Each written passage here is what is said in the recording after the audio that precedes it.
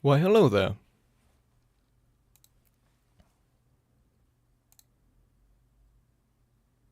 Welcome, welcome, one and all. I hope you had a wonderful April Fool's Day and also Easter. Hello, Crucial Amnesiac. It's a project I've been working on for quite some time now. I do wonder, how did you manage to find me? And, should I call you by your alias or something else?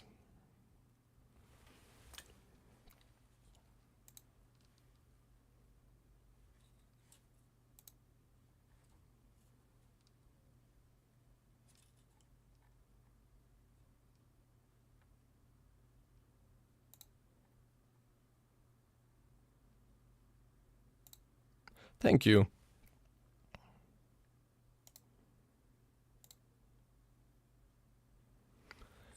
Well, in that case, let us not waste any more time and jump back into the secret histories of Cultist Simulator.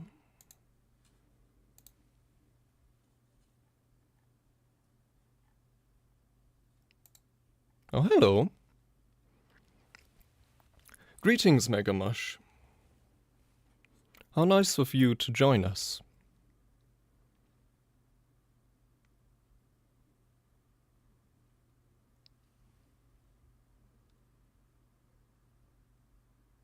Ah, right. Nick Nocturne and Frederick Knudsen. Yes, from Astraline. The wood grows around the walls of the Mansus. As any student of histories knows, the Mansus has no walls. From Christopher Illipoy, Traveling at Night. I do love returning to this title screen. Soaking in the music, but we do have a task ahead of us, so let us not dally any further.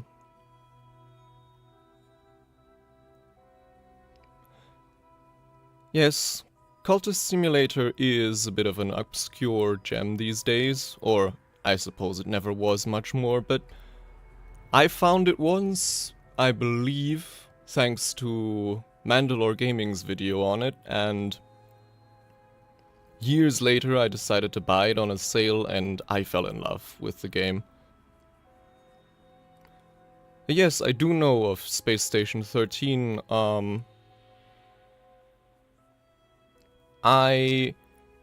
I'm kind of tentative on checking it out because it seems quite difficult to learn, but who knows?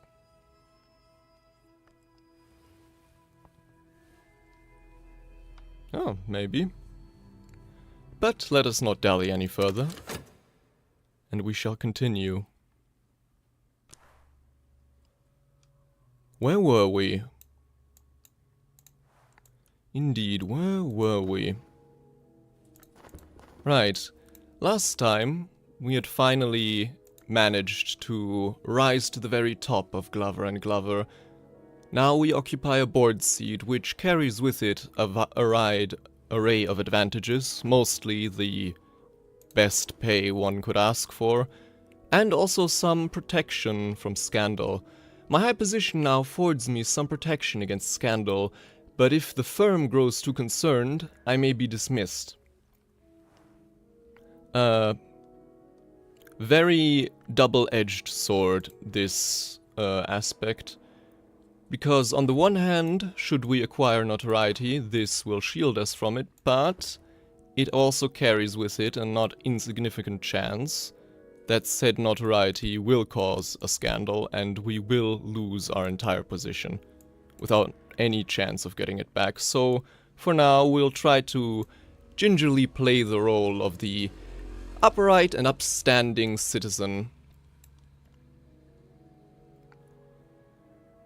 Yes, there are some places you get stuck in this game, but I can only encourage to, you know, try again from a different angle from time to time, because eventually that breakthrough will come, and the feeling of finally figuring out something you've been struggling with in this game is elating, I think. Because this game, in its gameplay, I think emulates quite well the feeling of diving into the mysteries of the occult without any real idea of how things work, and slowly but surely becoming more adept at its secrets.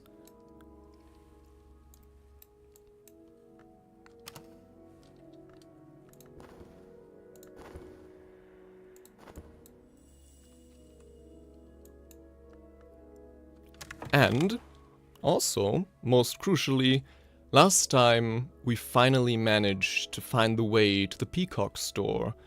In my dreams, I found the way to the Peacock store, sometimes called the Gate of Eyes, or Pride's Dismay. The final of the gates to enter the Manses from, but one that is a little bit more tricky to access. We will need a mirror, but ours is currently cracked. A deep crack runs across the shimmering metal. A Forge Aspect follower could repair it with sufficient resources, or I could use up what power remains in it. We don't want to use it up, we do in fact want to repair it. We can begin to repair this, but it will take at least a bronze spintria to purchase the necessary materials. Luckily, we're quite well stocked.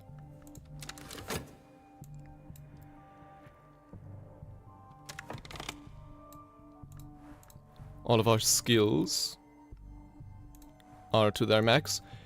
It's quite... Well, hello, Orion Drake. It's a very interesting kind of card game. I think mechanics-wise, the best way to describe it would be a card crafting game.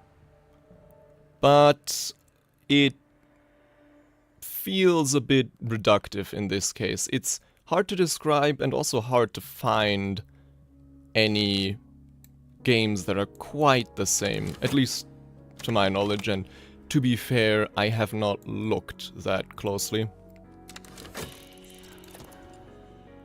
Alright.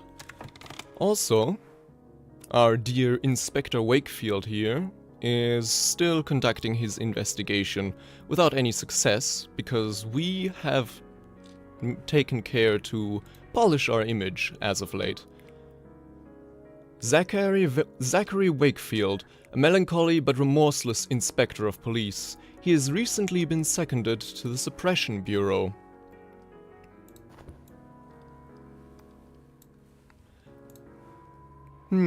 I think the 5D chess with time travel comparison is somewhat apt in that this game, half the fun and challenge of this game is figuring out how it works in the first place.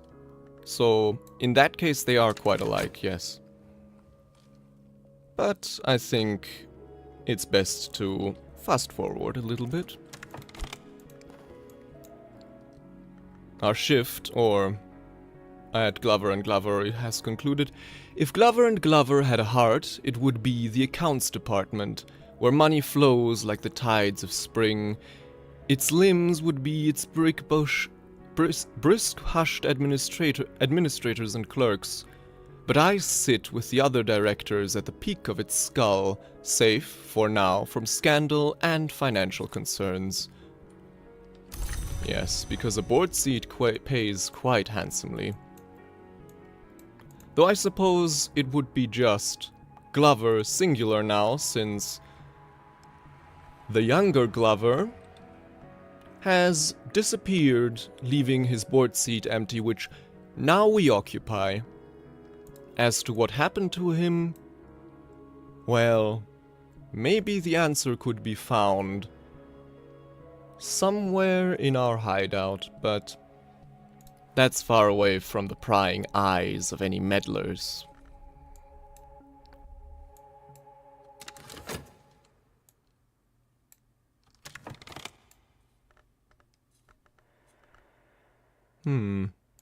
I think I shall just continue my work at Glover and Glover. No, actually,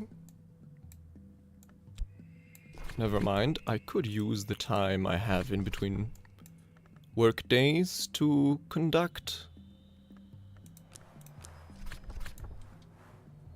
some research and fulfill a commission.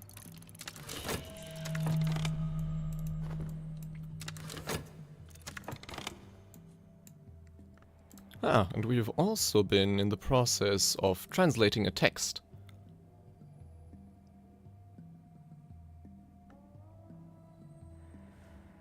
Similar, well, not similar in gameplay, but similar in theme mobile game where you try to summon an elder god by doing cult stuff with cards. Sounds... No, I don't think I know what you speak of, but it sounds intriguing. But we have translated The Orchid Transfigurations, Volume 1, A Feast. The first volume of a compilation of quasi... Oh god, what is that word? What is that word? Rosicrucian...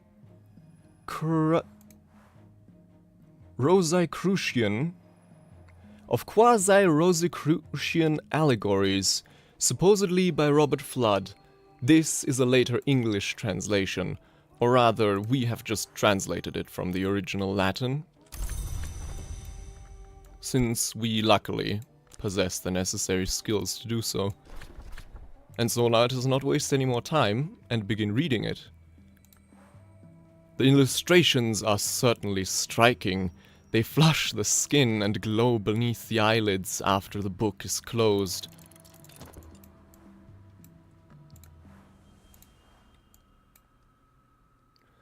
It's called Underhand. It's really fun. Also would recommend Card Thief because it is a genuinely nice strategy game that doesn't require you to play to win to pay to win, like 80% of mobile games. Ah, that's nice. Yeah, I do think that mobile games that aren't overly monetized to the point of just unenjoyability have become quite rare these days, so... Underhand and Card Thief. Actually, let me just write those names down real quick.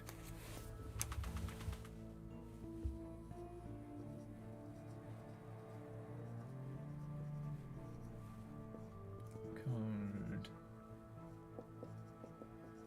Thief. There we go. So, what could we dream of? Well, yes, I mean, this is also mostly a strategy game. Technically a real-time strategy game, you could say, but just implemented through cards.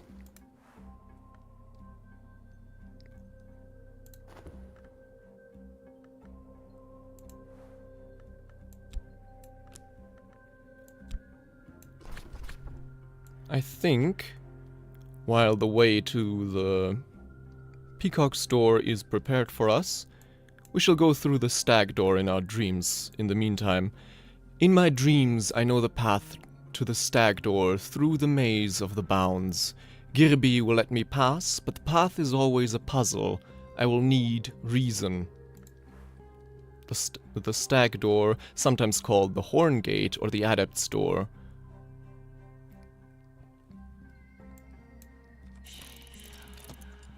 Reason will be needed to pass it, but luckily reason we have in ample supply. The stag door is the Adept's Gate. To pass it is to be initiated into the first true mystery of the House of the Sun. The head, Girby, weeps to see me enter where it cannot, but it must let me pass. The scarred valves of the door grind open. Oh no, the Horny Gate is the Peacock store. That one is definitely more horny. And you'll see soon enough once we get to entering it. Ah. Inspector Wakefield has been, unsurprisingly, unsuccessful in collecting or accruing any evidence against us. I'm safe for now. My adversary has not enough evidence to bring a case against me, and they found no new clues. Sooner or later we'll have to deal with Inspector Wakefield, but for now, the best thing is to just let him stumble through the dark and go about his business.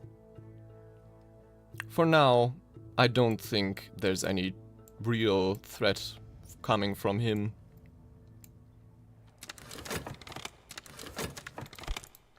And we have found a place. Kerisham. Drive through the downs of the coast where the grey-green lands meet Atlantic grey. Search along the road for signs to Kerisham town. You will rarely find it, even if you have visited before, and its inhabitants guard their secrets with curse and cudgel and a fast-bolted door.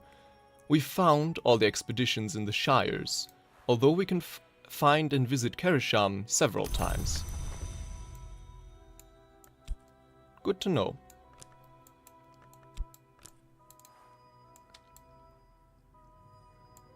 Then, next up, I think,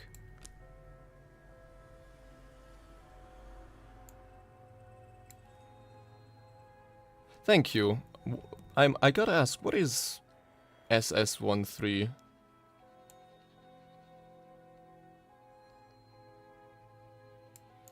But have a nice time regardless. But now that we've uncovered a new location, we can explore something else now. We will uncover locations in the lands beyond the forest, searching through... Ah, yes, that makes sense. Space Station 13. Well, then have a good time and don't let the clowns bite, or whatever they do. So now, we will use a forbidden epic to uncover locations in the land beyond the forest. The land beyond the forest, you'll note, is the word-for-word translation of the place we know as Transylvania. Forbidden epic, the attention of the hours is drawn to the bloodiest wars. Afterwards, the histories are braided like hair. Those stories that have been forbidden are the ones most apt for us to read. William Gore.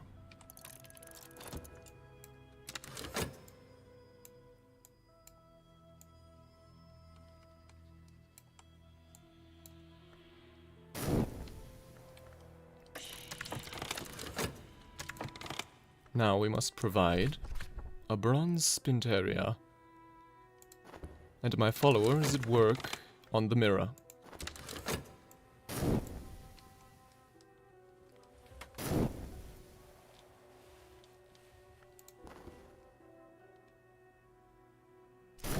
And we have finished our manuscript to fulfill the commission of Dr. Ibn al-Adim. So now, we go back to work at Glover & Glover before this timer runs out and we risk suffering a demotion.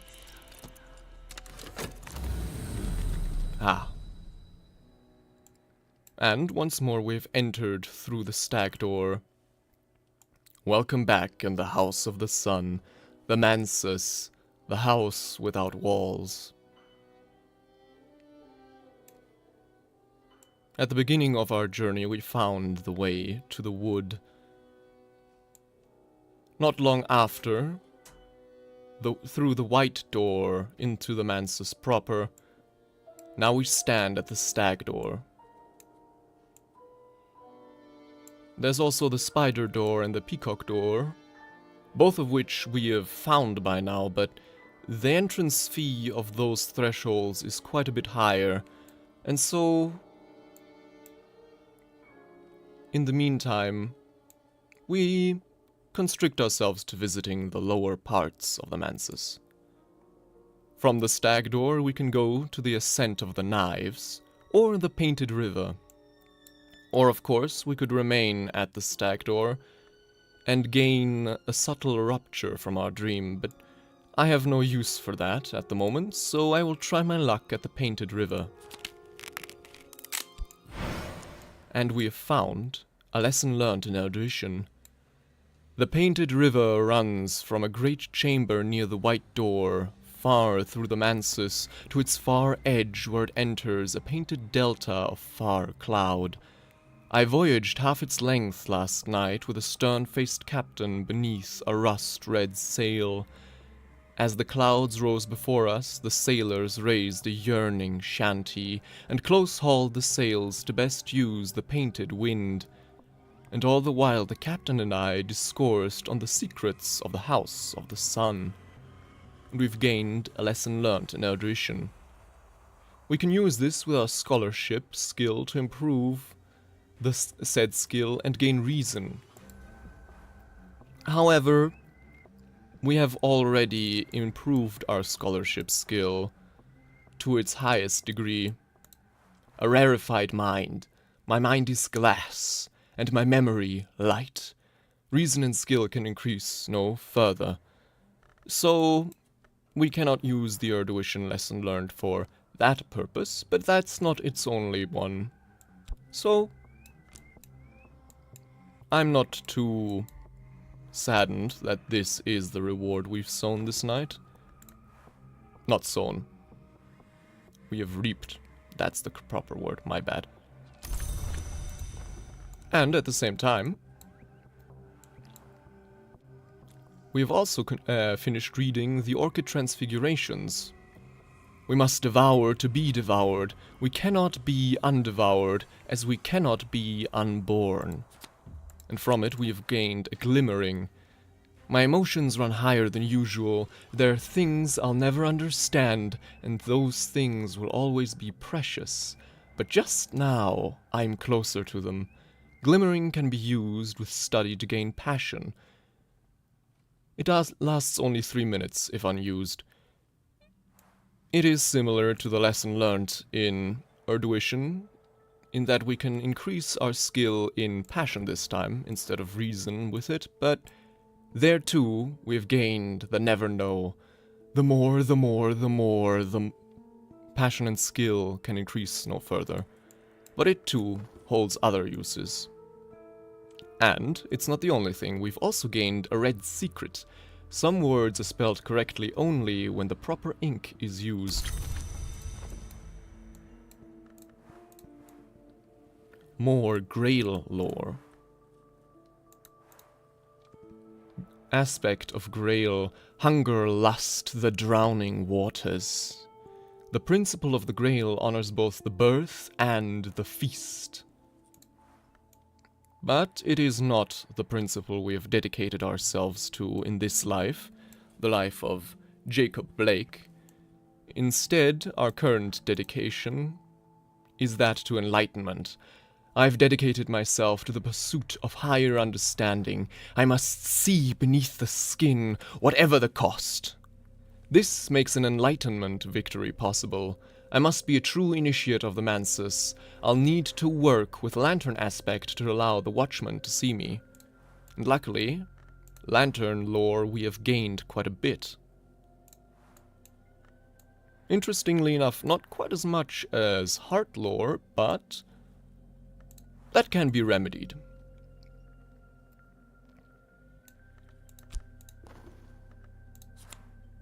Ah, the mirror is repaired. It shines again as it did once before. Wildering mirror, a multiplicity of vistas, a bewilderment of views, gaze upon me and rejoice in the dissolution of your senses. And so now, we shall enter the Peacock's door. In my dreams I know the path through the glass garden to the Peacock's door. The most admirable of doors, the door which shines like a mirror. Perhaps, with the right resources, I can pass it. And for our ascent, we need a mirror. The Peacock's door reflects the mirror I hold in my sleep, and the mirror reflects the Peacock's door. Already a sensuous shiver ripples its surface. It aches for fracture, and when it finds that satisfaction, I will enter. I hope that description does not break any TOS, but it should be fine. It is, after all, just two mirrors looking at each other, basically.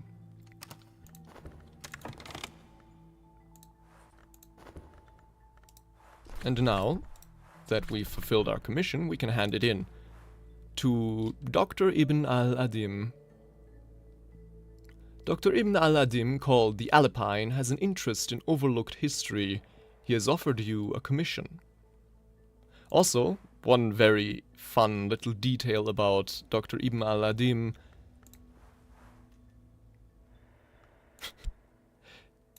Yeah, that would be unfortunate, I think would be the correct term. But I mean, it's not intercourse. It's not mirror intercourse, it's just... I don't know, I guess there is no description for what it is, but... you know.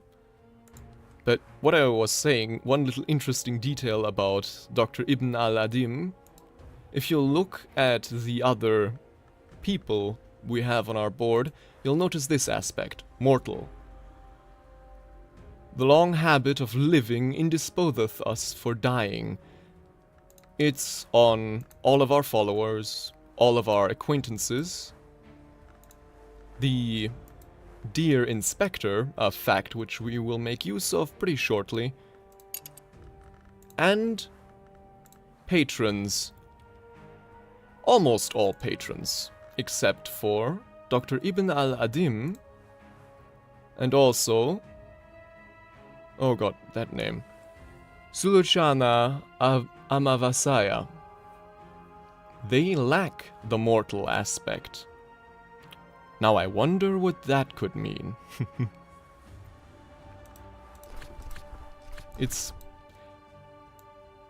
I noticed it also once by pure chance, and it's never really drawn attention to unless you go down certain routes, but it is kind of a fun way to hint at things.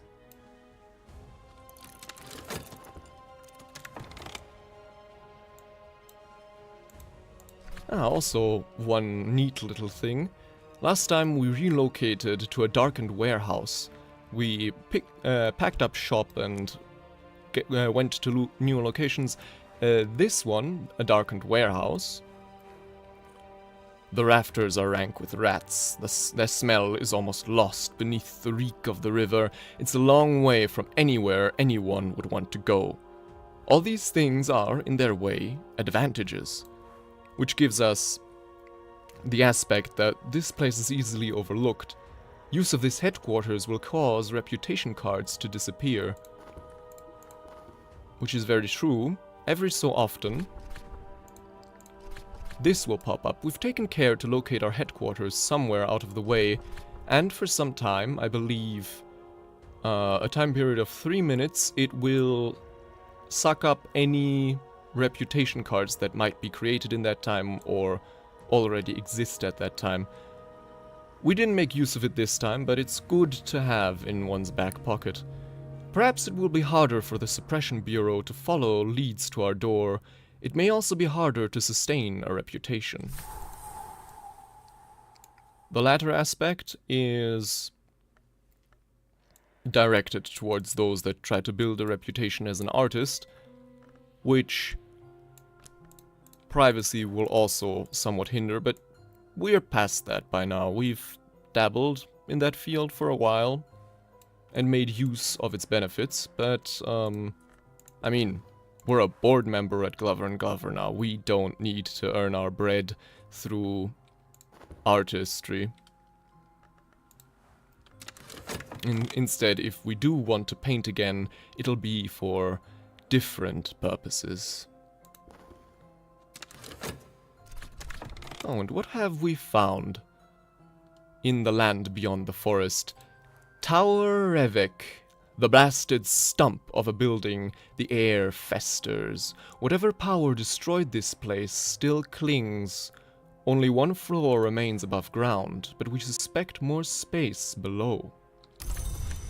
And we shall add it to the other locations we've found in the land beyond the forest.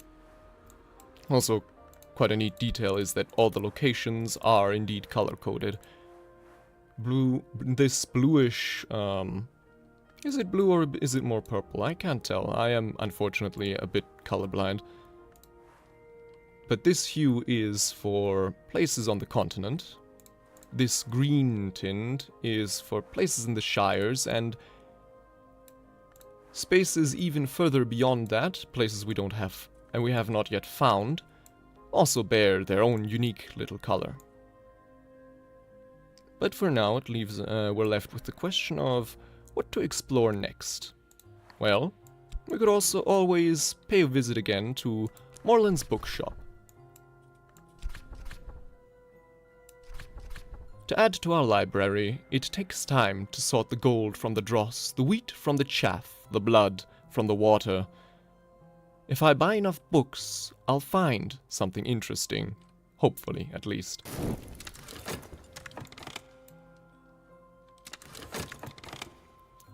And we've handed in our commission. I've received the currency of the secret world, and my patron has let tantalizing information slip. We've also gained mystique from the whole ordeal, but mystique, uncanniness lingers. Mystique may attract the attention of hunters. They can't use it to build a case against you, but it will encourage them to look harder. So this will be something which attracts the attention of the inspector, but it's not quite enough to create any incriminating evidence against us, so there's really nothing to fear. So long as we don't incriminate ourselves in the near future, that is. Now, let us translate another text from Latin again, because this is the second volume of the Orchid Transfigurations, a 16th century alchemical fever dream attributed to Robert Fludd, frequently banned for the disturbing allure of its illustrations. This is in the original Latin. And so, time to translate it.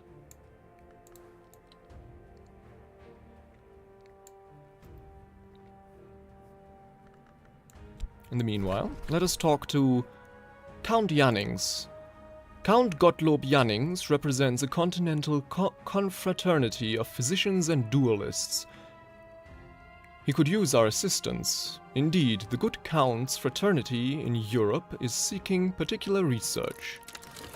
Time to get ourselves another commission from him. Here's what he needs: a substantial commission on heart. The Count will pay for information of interest. This time he'd like substantial research on the corporal mysteries of the heart. Let us put that beneath his portraiture so we know it's from him.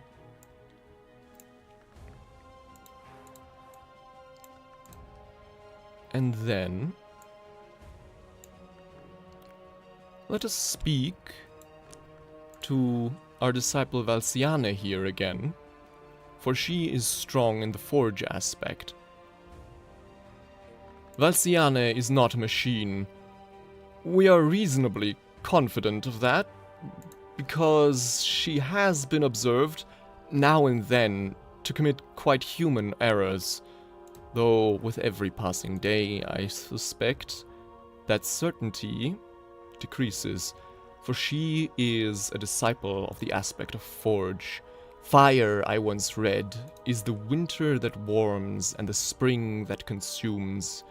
The principle of the forge transforms and destroys. And we will need that forge to transform, or rather restore, our mirror once more, once we've entered the Peacock's Gate. So I'll already begin conversation with her, so that she's ready as soon as the mirror is broken. Ah, and we have found something noteworthy. in Morland's shop, the 6 letters of necessity, warnings and confessions about the cost of the invisible arts, addressed to a student by the 17th century magus and reputed immortal Julian Cosley. Interesting.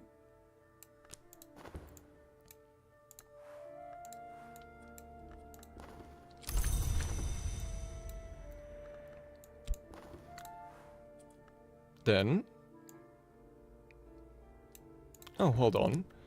I was about to do the same thing again and browse through Morland's stock, but we do have something we can do in the meantime, which is auctioning off this book of Latin grammar.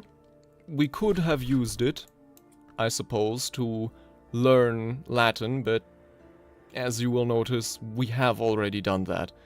We are already a scholar in Latin, so this book is of no value to us. And so, time to sell it off. This oddity is probably worth something, but it's hard to be sure. Well, I believe we got it for quite cheap, so even if it doesn't sell for much, it'll not be a big loss.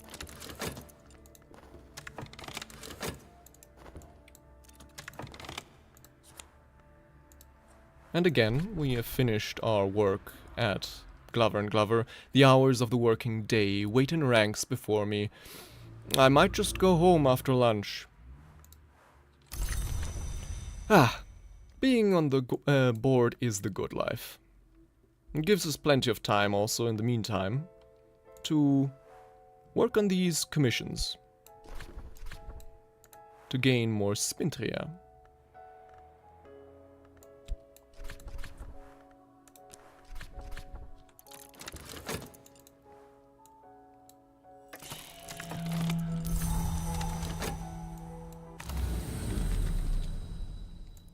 And again, we are through the Peacock's door. Or the Peacock door, rather. Yes, it is not the door of the Peacock, the door itself is the Peacock. And right there, at its gates, we can find an unresolved ambiguity.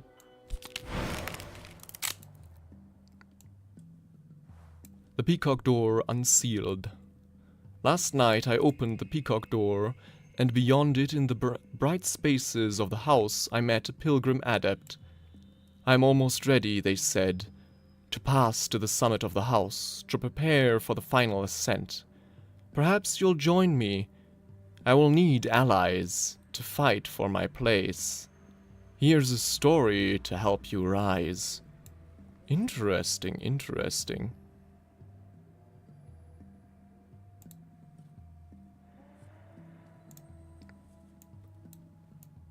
Pilgrim Adept. The final ascent. Yes, perhaps we will join them one day. For we are trudging the same path. But it seems we're not quite as ready as they are yet. And they've shared with us an unresolved ambiguity.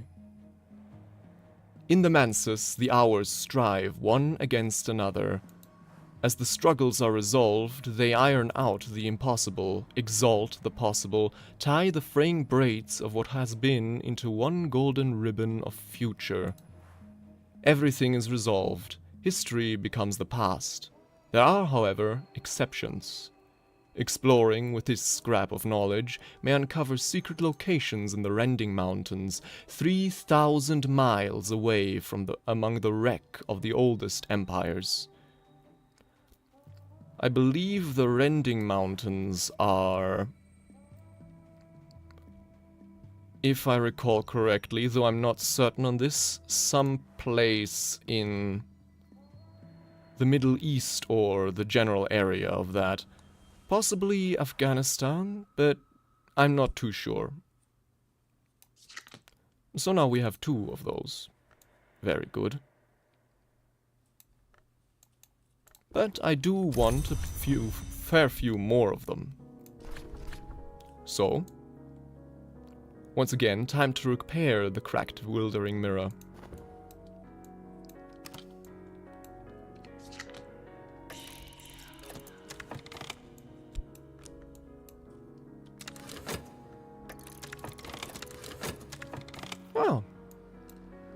For whatever unlikely reason, my item has caught the fancy of the bidders. What an unfortunate turn of events. Ah. What hunger drives us? What hungers drive me?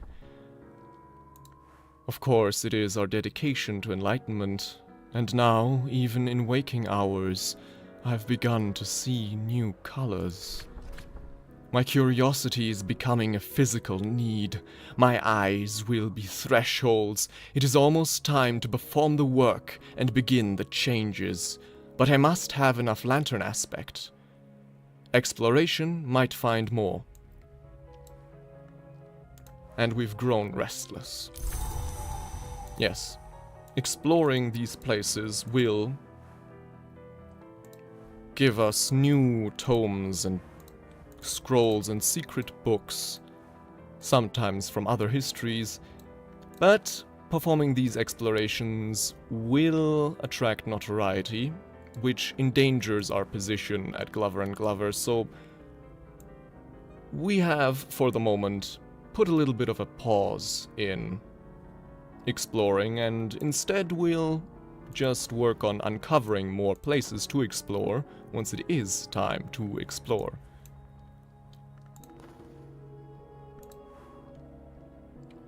And we're also ready to read the second volume of the Orchid Transfigurations, A Birth. The second volume of a compilation of quasi-Rosicrucian allegories, supposedly by Robert Flood. If anyone watching this knows what Rosicrucian means, please do let me know, because I have no idea. Yeah, but let's read this anyway. Oh, good evening to you too, my dear friend. Do you really take me for that dreadful? I must say I am deeply hurt, Moonwing.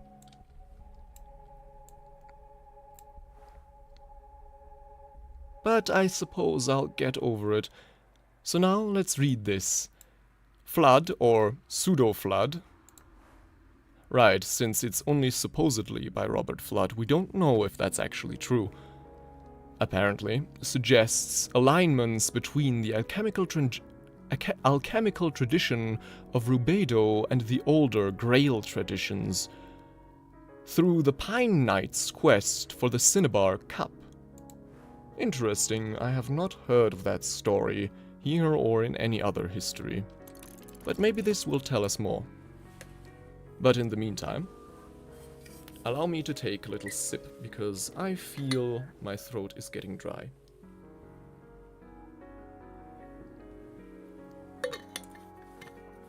Ah, lovely. Also, I'm noticing now, I'm quite pleased to see that the functionality of the chat has been fully restored. Oh, nice. First standard victory. What path? What have you taken? Wait, you have told me. But I forget. I'm so sorry. Which path did you take again? Enlightenment, sensation, or power?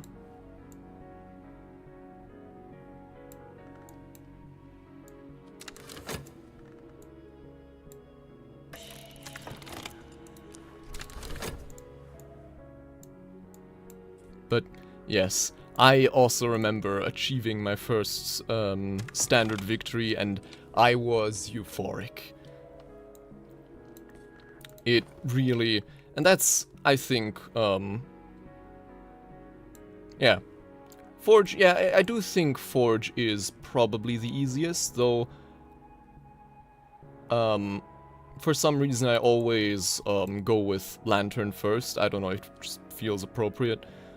I actually managed to once complete a Forge Standard victory without ever establishing a cult.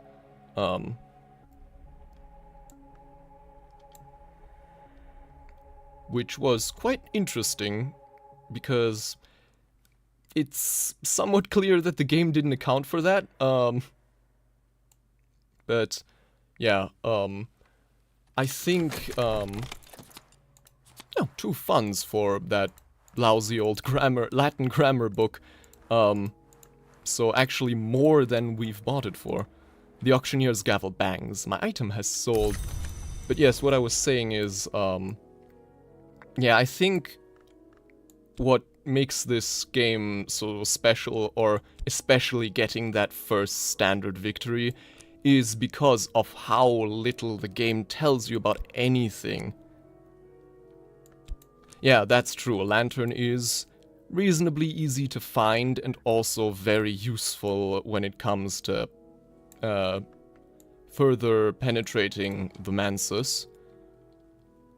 But yeah, getting that first standard victory, because of how little the game tells you or holds your hand or gives you any sort of quarter, it really feels like, as the game itself puts it, you know, wrestling the game to victory, or, you know, and wrestling the Forge to victory in case of a Forge victory.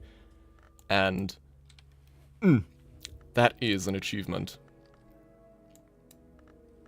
But now, since we have no more things to auction off, let's just continue browsing Moreland's shop. The books there are never really the most high quality, but they're nice to have, and from time to time there are some niceties to find there. Also, there's another reason I keep buying up their stock. That reason I will not tell for now, but maybe it'll become apparent soon enough. Maybe not, who knows. The manuscript for the Count is finished, and so we continue working at Glover & Glover. And the Wildering Mirror is also repaired. Lovely.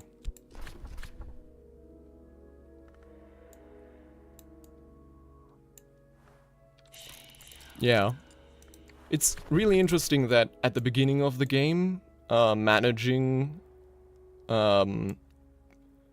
despair and then also fascination.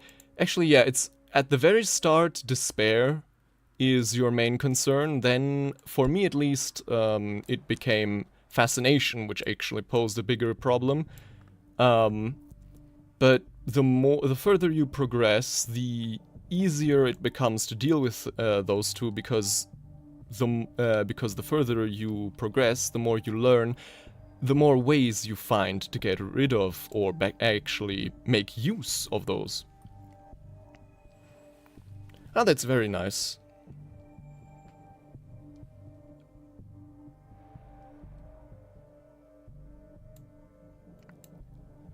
A lover was... No, to my knowledge, the getting a lover is not needed to ascend in neither of the victories. I did, on my very first playthrough, or my very first victory, I did actually have a lover, and then also, and so then decided to forego ascension to get the ever after with that person. But in all subsequent playthroughs, I've never bothered with trysts and interludes, as the game put it, and it doesn't hinder your progress. It is certainly useful at times, because you'll get because having a significant other will gain you contentment and other useful emotional things, but it's not needed. Nice. I do like it if I get people interested in trying the game or replaying the game, though at the same time, it's kind of a double-edged sword, because Obviously, watching me play the game, someone who has, in my own estimation, decently extensive knowledge of the game, does spoil a lot of it, so, you know, it's, yeah, bit of a, how to put it, balancing act, I guess. Because, of course, this game, I think, is similar, if not not identical, but similar to Outer Wilds, for example, that the first playthrough will always be the greatest, because half the fun is figuring out all these crazy things. So, ideally, I'd want everyone to, you know, figure them out themselves, which is also why I think, especially before you've completed your first standard victory, you should never look at the wiki for this game, because it basically defeats the entire purpose.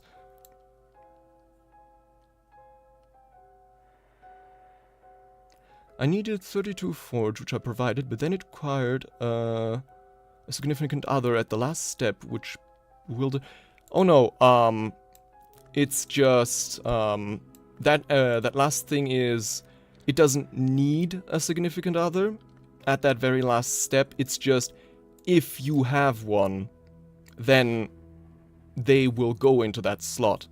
It's, if you don't have a lover, then that slot just stays empty and it continues without anything happening, just normally, and the standard victory is achieved. I think the last time I played it was at the point of going in and out of Peacock. I just can't remember much of it. The less you remember, the more you have to rediscover. I think that's a good thing.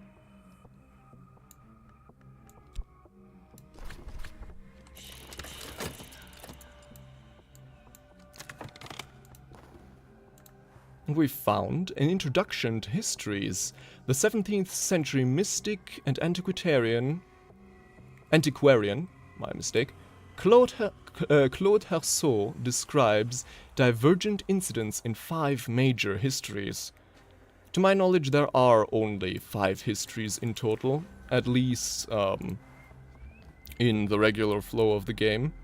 For example, one thing I think is cool is that the 6th history is what the game refers to as its Steam workshop support. So, you know, the 6th history is anything you add to it in the form of mods. Which is, I think, a neat little detail. Why only 5 histories, or is that question referring to something else?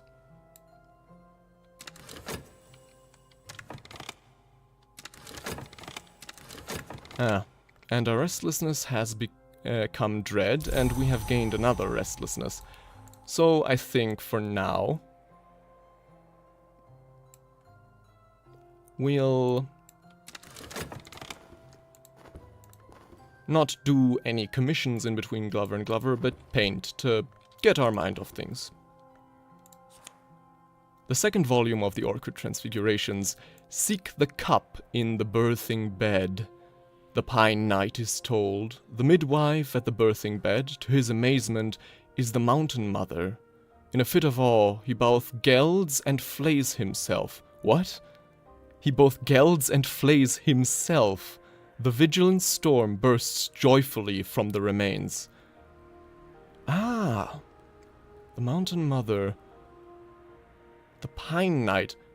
I think this story might be some kind of reference to the birth of the Thunderskin, the premiere hour associated with Heart, and the involvement of the Red Cup, the premiere hour of the Grail aspect, its involvement in that birth, which of course makes sense since Grail is all about the birth and the feast.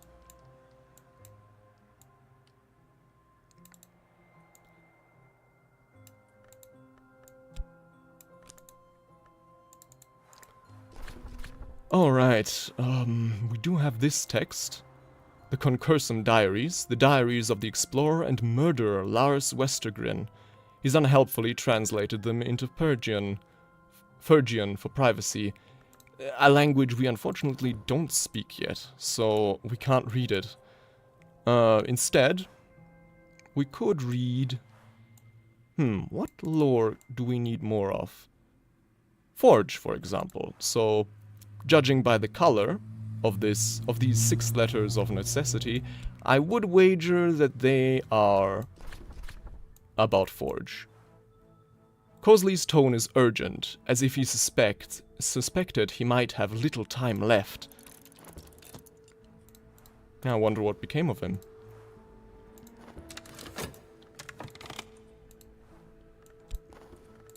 So, more books from Moorland for us to read. We are currently very much in a more relaxed, less perilous point of the game, because I have chosen for the moment to not go on any expeditions or do other, let's say, more perilous things, because we do have that board seat that we don't want to lose. But it's not like we're standing still. There's plenty of things we can do in the meantime to prepare for the time when we once again set out and do our work.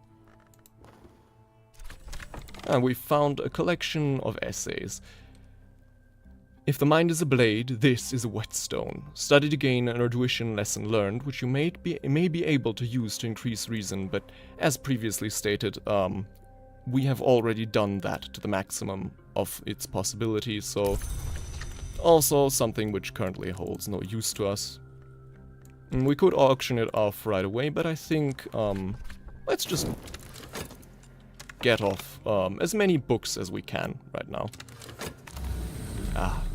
Again through the Peacock store. This time all we could find at the door itself is fascination, which we obviously don't want. So, from here we could go to the Red Church, or the Worm Museum. Exactly, not a spot on our reputation or portfolio. As long as you don't inquire too harshly as to where Mr. Alden and the younger Glover went, but really, who cares about those guys? Those guys are old news. But Red Church or Worm Museum? Honestly, I leave the choice up to you, dear viewers. Any suggestions? Anything that might pique your interests? In the meantime, while I wait for a response, I'll bask in the glory of the Mansus. The glory itself, of course, and also how fucking beautiful this map is, man. And this music.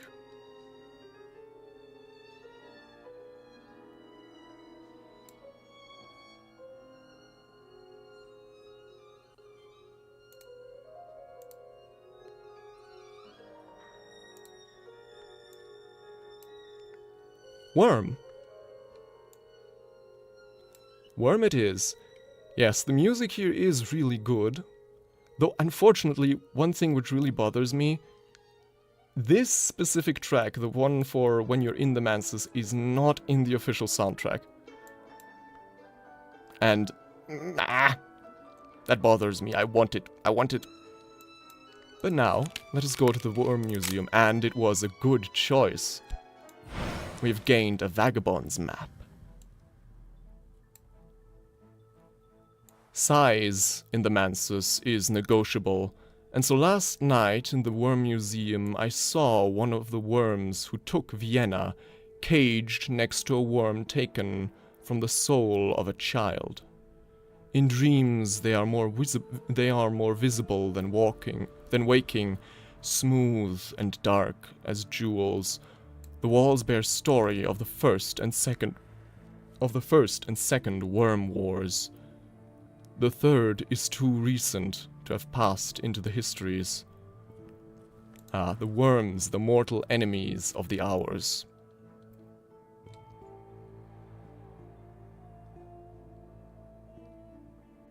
Exactly. Though, we're not nearly as close to the glory as I'd like, at least, for now, but we get closer with every step. And this Vagabond's map will aid us greatly. The Vagabond is the 1 hour who can never enter the Mansis, but she goes everywhere else. And, if you believe her boasts, she's the only one who knows all the histories. Sometimes, she lets someone record her travels. Exploring with this scrap of knowledge may uncover secret locations in the lone and level sands, far from here. Lone and level sands could either be, I think, the Sahara, or actually the Gobi in Asia.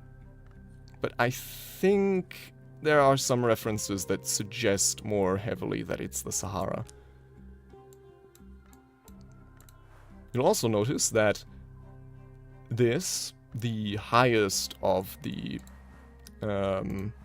secret history scraps secret history lore pieces we've found thus far, almost has the circle completed.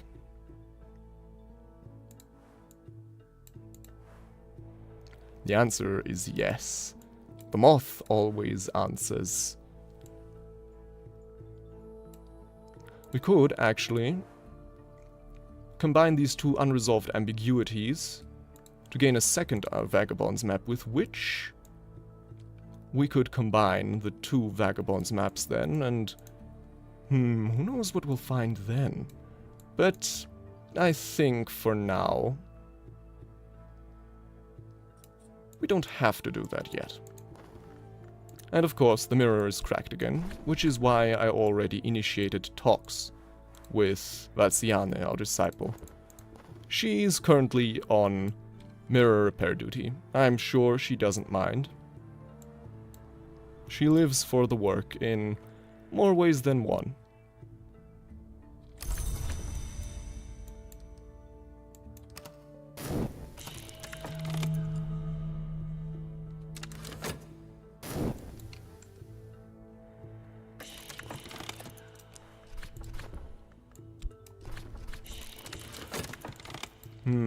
Unfortunately, these bleak thoughts have come at exactly the wrong time.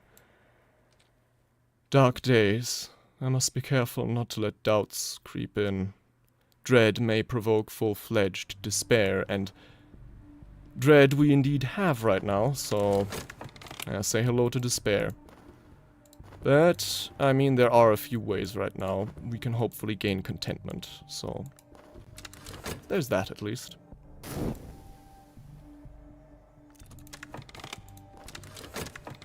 The 6 letters on necessity. Even the sun can be divided, though it require the forge of days for its division. Quite an older text by the grammar. Yes, the sun can be divided, and it has. Long ago.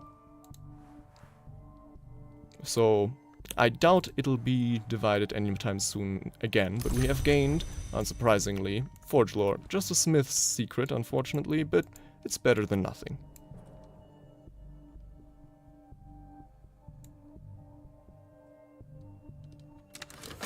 Yes. Also, the deserts of the world are home to ancient ruins that were constructed there. Once, maybe. Perhaps in times long ago, where those regions were a bit more hospitable. Ruins which have since been untouched. A new book, The Viennese Conundra, Nico van Driel, oh no, Viennese, so Nico van Driel, describes odd events in Vienna, the disappearance of children, epidemics of parasite activity, animal mutilations, nightmares of worms, the activities of a charitable organization, the New Legions, that funds the burial of the poor. She proposes peculiar connections between these activities. Also, one interesting little detail I find is that Vienna is one of the few places that ever get mentioned by its common name. For example, we have the capital, which is, with some degree of certainty, London. We have other places which aren't that hard to figure out. You know, the continent, of course, Europa, the land beyond the forest, Transylvania. But Vienna is one of the few that ever get described by their full name, which is, of course, because Vienna, as the Key Hunter's Garrett description tells us, Vienna is one of those few cities which has the same name in every history. So that's the reason we get its full name, because telling us the full name of Vienna doesn't give us any clues as to which history we're in, because it has the same name in every history. So, should we study it right away, or read something else instead first? These other texts are either on, I think, secret histories, yes, or need to be translated, so I think this is indeed our best bet. The Viennese Conundra. When the individual K attends the meetings, black dogs are sacrificed and quartered. When the individual M is in attendance, black mares are found with their throats slashed. I propose that these sacrifices are not necessary, but that our Legion friends may consider them fitting. Herewith diagrams of the mutilations, and so forth. Sounds a bit unpleasant, but insightful nonetheless, so let's read it.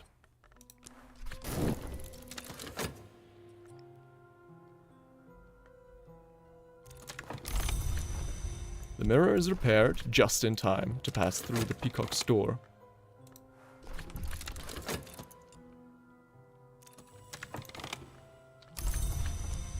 No contentment from painting this time, sadly. There are other options, but another commission.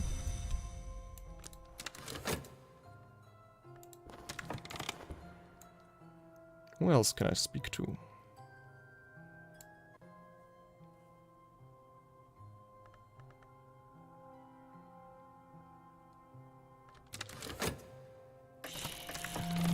Ah, how fortunate. Trysts and interludes, which will give us, by its conclusion, contentment. Ah. Moreland's is closing. I'm moving on, Miss Moreland informs you.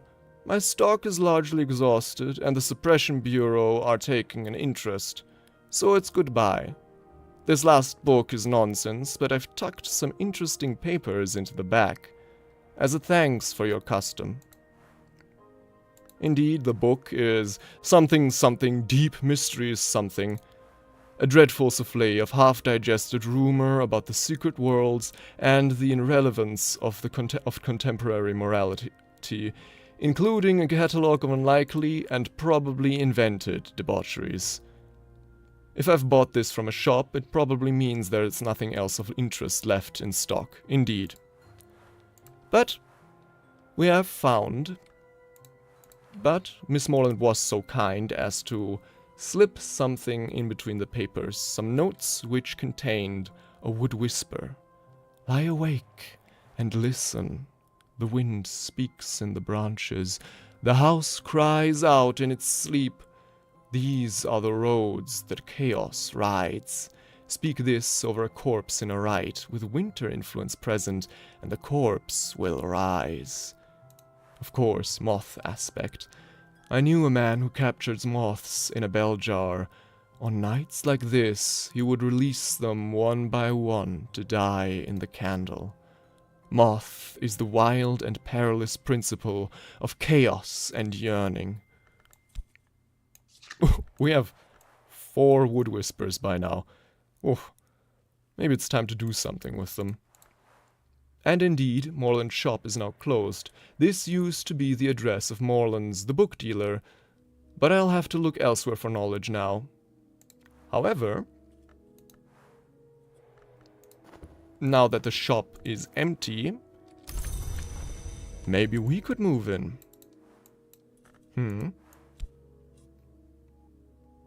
Not yet, but it's a prospect for the future. So indeed now, we'll have to find our stuff elsewhere. How do they put it? Just knowledge. For example, in Oriflamme's auction house.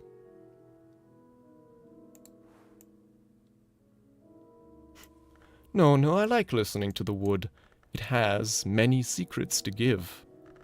Secrets that are quite imperative for our work. But as I was saying, we could go to Oriflamme's auction house to, instead of sell something ourselves, attend one of the auctions and get maybe a few more texts. But first, instead, I will send one of my followers to search the city. There's a few things I want to...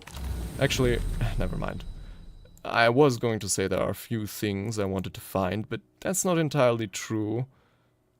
I wanted to find contentment, but I had forgotten that we already gained contentment from those trysts and interludes. No matter.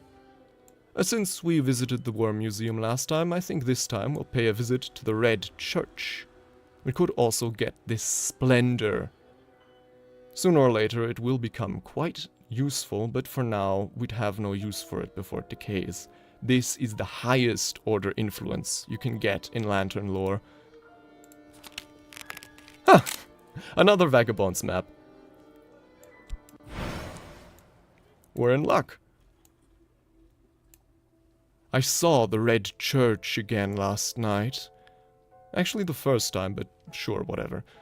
With its pews of bone, the stained glass in shades of ruby, the golden altar that beats like a heart. That night the names of the Grail gathered to speak of those long who've sworn off the pleasures of the bedchamber, save between man and man or woman and woman. They still pay the tribute of delight, an ivory said. They do not bear fruit, a lovely said. If Forge and Sun had only joined, a thirstily lamented. Then they fell to gossiping of the long of the house of Leith, and their deeds in the desert. I remember it still. Right, because this Vagabond's map will lead us to the desert. Interesting thing they speak of here. That night, the names of the Grail, which are some of the highest followers of a given hour, names. Speaking of those long, which are also followers of the hours, a bit lower on the metaphysical totem pole, but also quite powerful and immortal, who've sworn off the pleasures of the bedchamber, save between man and man or woman and woman. The reason for that is quite interesting. I've actually, as coincidence would have it, read up on that quite recently. The reason is that pairing, heterosexually, risks invoking the crime of the sky for long and names, which means basically if they create offspring, long names, what have you, they are overwhelmed with an urge to consume those offspring, which is quite terrifying, and doing so is the crime of the sky, for which the punishment is quite severe.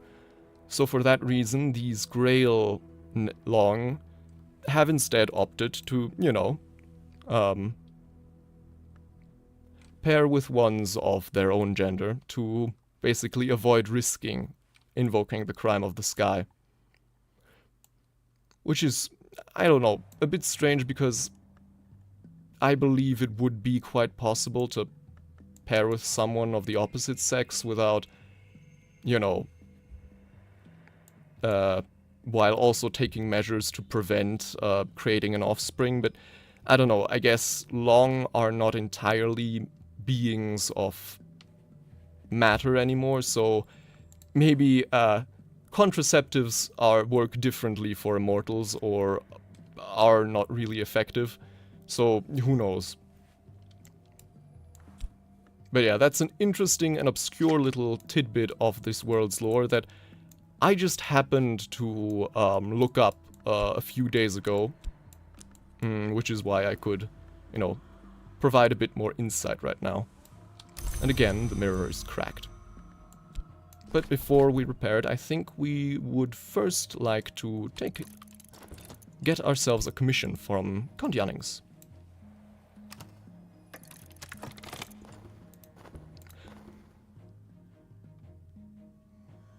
Oh, no worries, Megamash. It was very nice to have you along. If it's getting late, then do feel no obligation to me. I'm glad for every moment you're here, and so I wish you a wonderful night, and who knows, maybe you'll dream of that house without walls.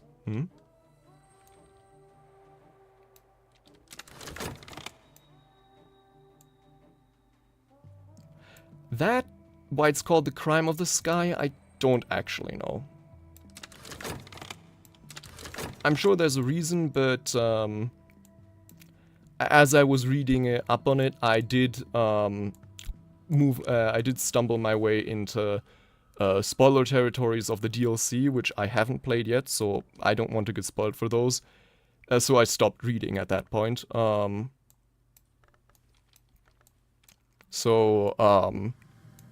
Yeah, maybe there's an explanation, but I don't know it.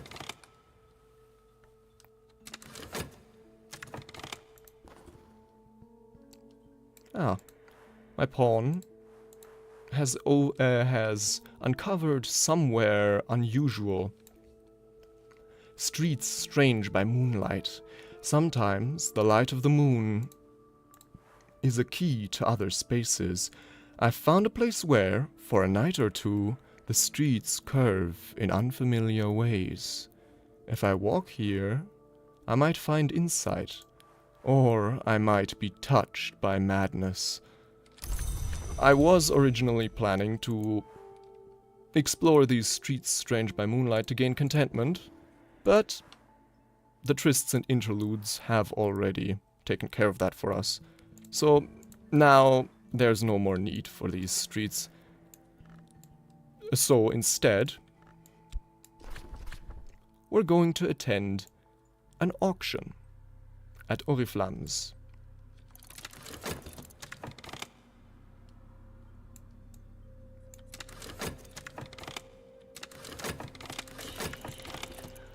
What do we find here? Another Latin grammar book. Who knows, maybe even the exact same one we've sold here just a few minutes ago. I mean, it is a bit longer. It has been quite a while tonight, but, you know. So no, we're not gonna bid on that. Yeah. Yeah, it was suggested, I did read that much, that, you know, the crime of the sky, or, you know, the law that that creates the crime of the sky, is something upheld and created by the Hours. And the theory was that the reason they have this law is exactly for that reason, to prevent the Long and the Names to increase their numbers in by biological means.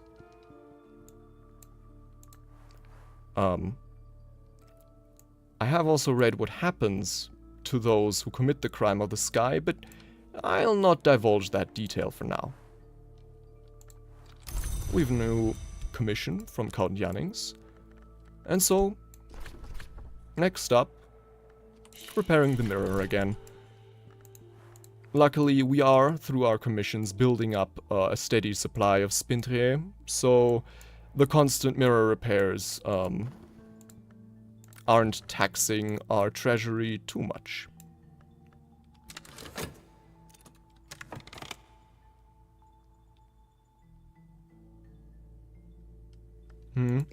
Yes, because the hours, the loyalty of Long to their hours is not always so reliable or set in stone, so, you know, they like to keep close tabs on their Long.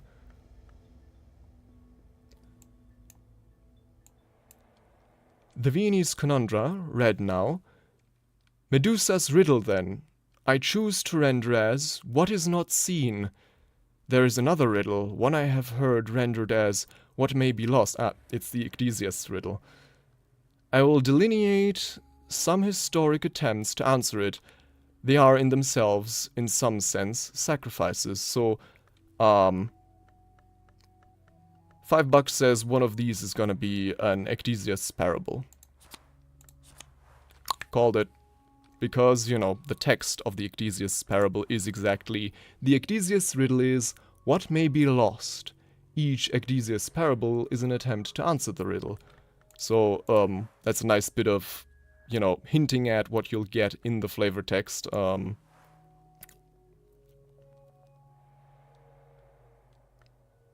Yes, indeed, ours have different origins. There are ours who are born from... There are ours from flesh, there are ours from blood, and I think ours from light. Also, ours from stone, though those are all dead now. So, some ours were once mortals. I believe those are the ours from blood, or from flesh, I'm not quite sure. Some ours were created through great sacrifice. Those are, you know, either the hours from flesh or blood. I always mix the two up. And then there's hours from light, which came down directly from the glory, fully formed, in some way or another. There are actually some hours which have contradictory origins. The Watchman, for example, is said to be both a god from light and a god from flesh. But then there's also the gods from stone, which were the dominant, let's say, force in the Mansus long ago before the current hours usurped them and killed them all off. There are still traces of them, but for the most part they've been wiped clean off the histories. The wheel, for example, was one of those hours from stone. There's still the temple of the wheel in the bounds, but the wheel itself is dead. There's also the seven-coiled, or was rather, and I think maybe, though I'm not sure, the Sun in Splendor was maybe also one of them before it was divided, but I could also be wrong on that.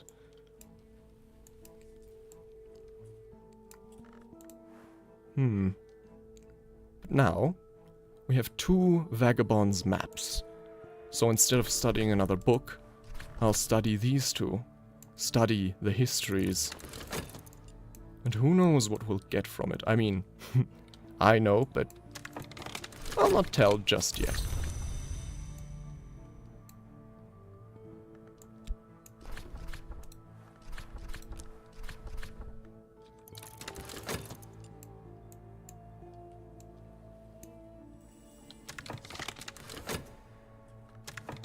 Oh, and I did forget, in my whole, ramble.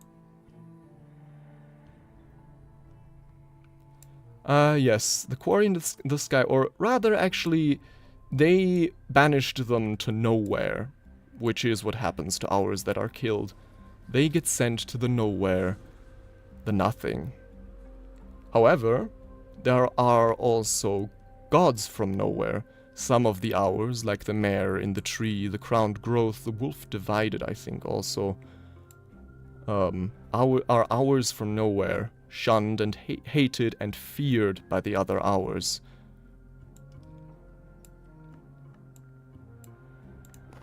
Also often quite dangerous for mortals. Right, we didn't bid on that Latin grammar book because, you know, we already know Latin. So, another auction. Maybe this one will have something more interesting. A book on Sanskrit, which we also already speak. Where? Nowhere.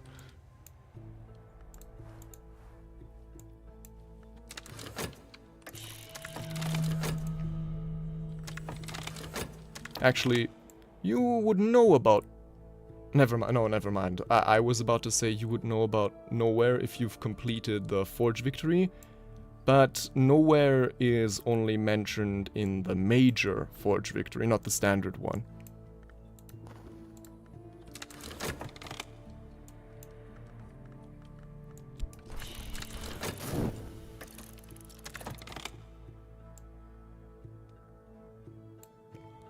Astra Realm. Do you mean the astral plane, or is that something I'm unaware of?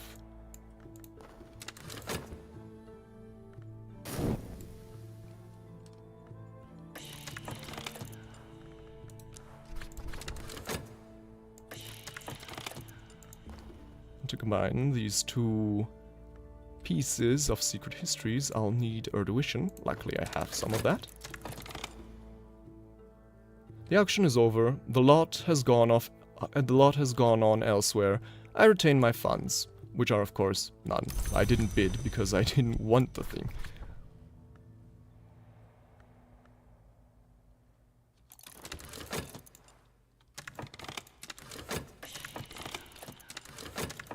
And next we have Kühner and Gerth. Kühner and Gerths ausführliche Grammatik der griechischen Sprache, a Greek grammar. An essential weapon for a ferocious struggle with a challenging language we also already speak. Wow. The auction house really doesn't have much interesting stuff as of late, just a bunch of language books of languages we already speak. Oh well. At least it means we keep our funds. But, you know, we're not exactly short on funds right now, thanks to our board seat. Yes, no, I would say the Mansus itself is more like the astral plane, perhaps.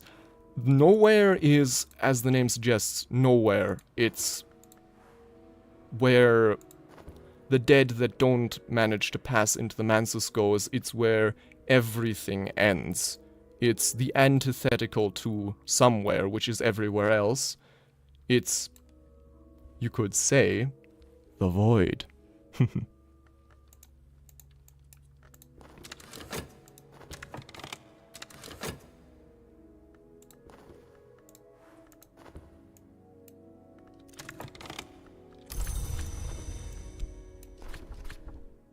And yes, I will admit that the Nowhere is the inspiration, or where I've taken the addendum of my Twitch username, you know, Void from Nowhere. It's because of the Nowhere in this game.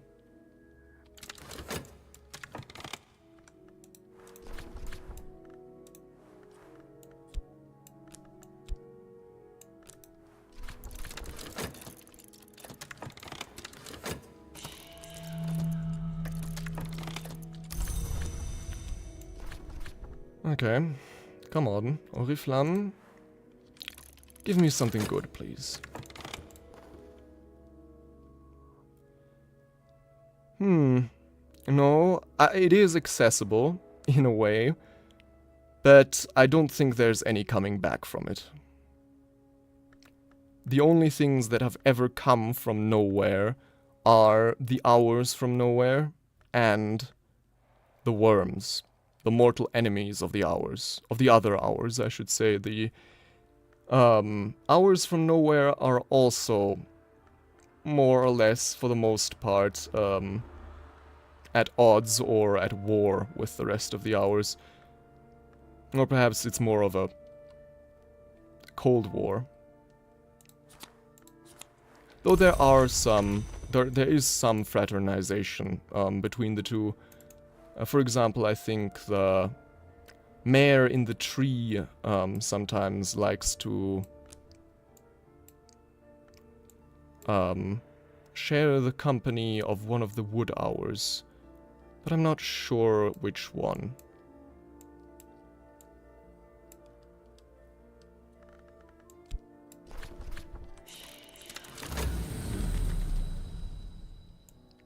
Again, at the Peacock Door. Again, it offers us a splendor. Again, we have the choice. The Worm Museum or the Red Church. You did suggest, I think, if I didn't... Moonwing, you did suggest, if I didn't misread that, last time to flip a coin. Last time I did opt to just go to the Red Church, but I think this time, yes, why not? Leave it up to a coin toss. Heads or tails? I think heads will go to the Worm Museum because, well, of the head depicted on it, and tails the Red Church. And the coin, of course, fell down, but it did land on heads. Ah, and the coin hasn't let me down. Thank you for the recommendation, Moonwing. Thanks to you, I have another Vagabond's map. Size in the Mansus is negotiable, and so last night in the Worm Museum I saw one of the worms who took Vienna caged next to a worm taken from the soul of a child. In dreams they are more visible than waking, smooth and dark as jewels. The walls bear stories of the first and second worm wars. The third is too recent to have passed into the histories. In fact, I think in some of the histories, the worms have overrun most of Europe and other places of the earth. In other histories, the hours are more closely to winning the war. But in some, it is looking rather dour.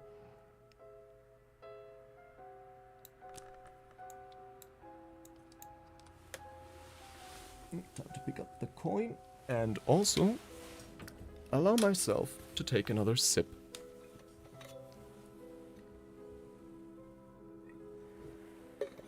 Ah, very good.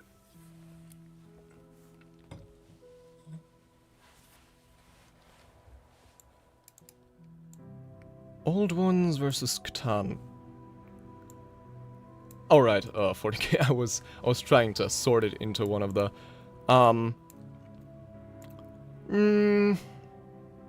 perhaps, but I would say less so. In the fact that they are both, basically immortal beings waging, a war, yes, but the war with the worms the worm wars did not happen in ancient history. As the text of the Worm Museum stated, the Third Worm War is very recent. Actually, I think the Third Worm War might have actually been World War I, though I'm not too sure on that. And the First and Second Worm Wars were in our history also major wars among the powers of mortals, though in truth they were actually, on the higher level, they were wars between the Hours and the Worms. I don't know if, you know, the wars were directly connected, or if, you know, the war in the a war in the Mansus caused a war in the real world.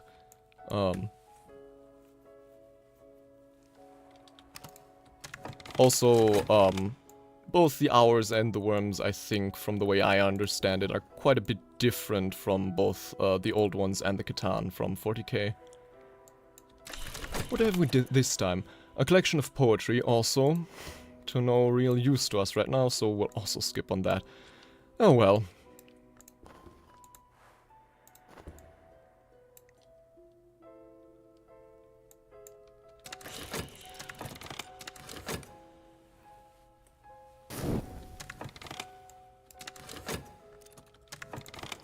another restlessness.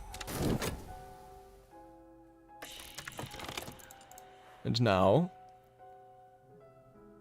Oh, we need glimmering. I wasn't even aware of that, but luckily we do have glimmering, so... that was, I would say, a lucky coincidence. Because, I did not know we needed that. But, as luck would have it, we did have some on hand.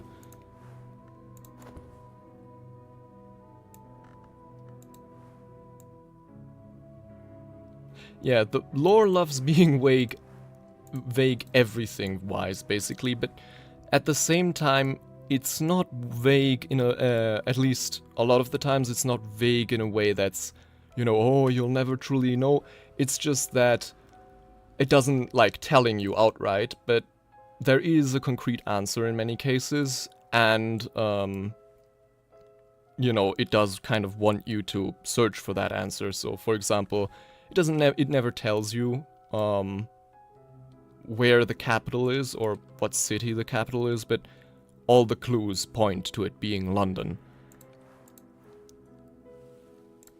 And the same is true with a lot of the other mysteries or vaguenesses of the lore, that the game will never tell you outright, but it will give you enough clues to come to a somewhat definitive conclusion.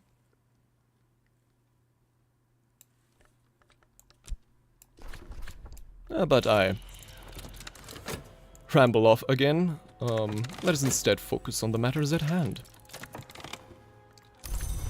Another auction with nothing of real worth there. Let's try again, because honestly we don't have much else to...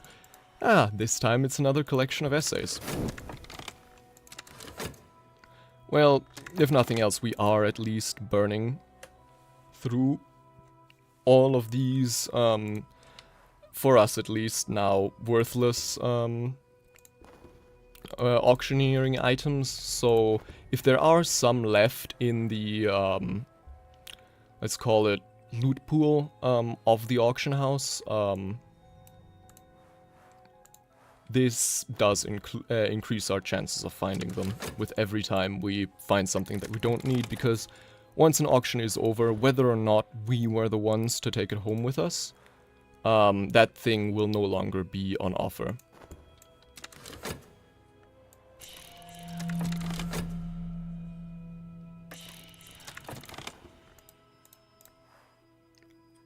Another bronze splinter. We are getting kind of low on those.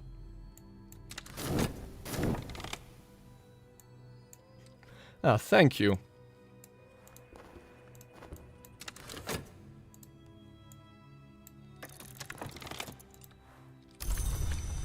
Though I do at least want to keep the pretense of a bit of a legible through line. Ah, and never mind, I speak too soon. There were, in fact, no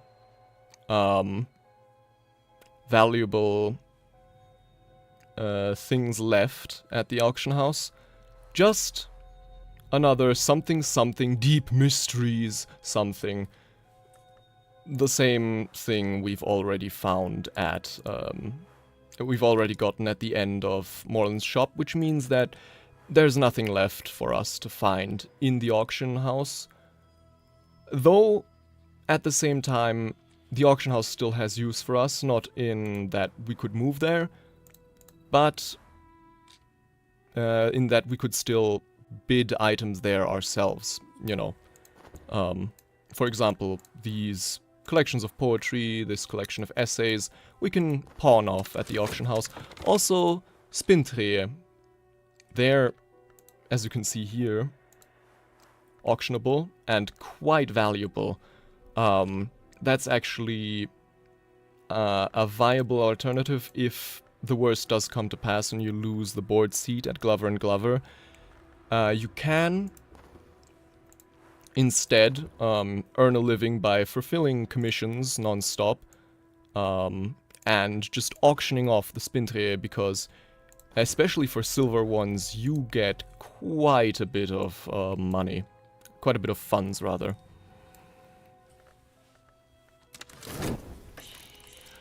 But of course, will not bid on the worthless book.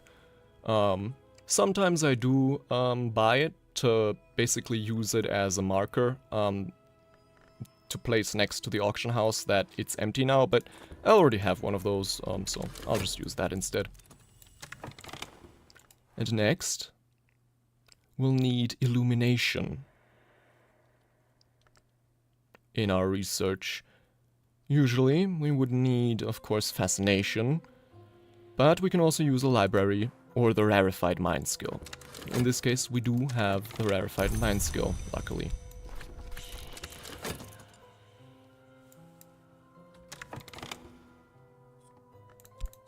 Oh, and the mirror is complete. Another trip to the Peacock store, then.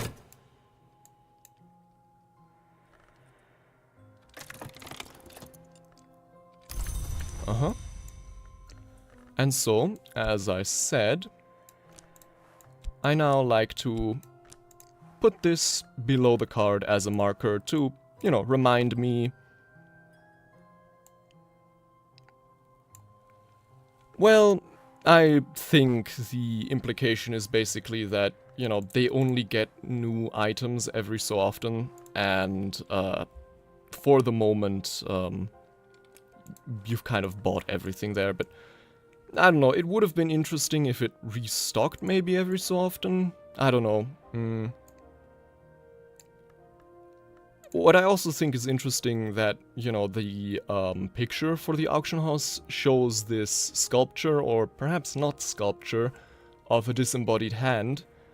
But at the same time, the only thing you can buy there, or, you know, win at the auctions are books. It would have been interesting if some of the auctioneering items would have also been tools or ingredients.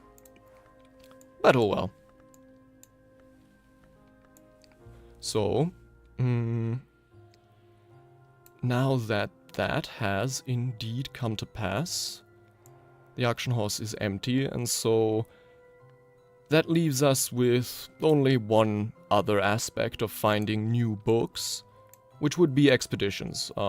But as I said, we won't be going on those too soon. So the question arises, what to do with the explore tile in the meantime. I think I am going to at least use one of these unresolved ambiguities to hunt for treasures in the Rending Mountains. The Rending Mountains, it has been said, tear the flesh of history. It has generally only been said by people like Christopher Illipoy, but still, they are a good region to find the places that daylight history does not recognize. Yes.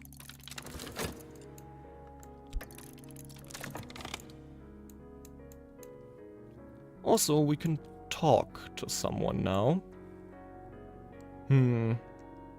I think, because we are indeed about to break our mirror once more, we'll already initiate the talks with Valsiane, our dear mirror smith.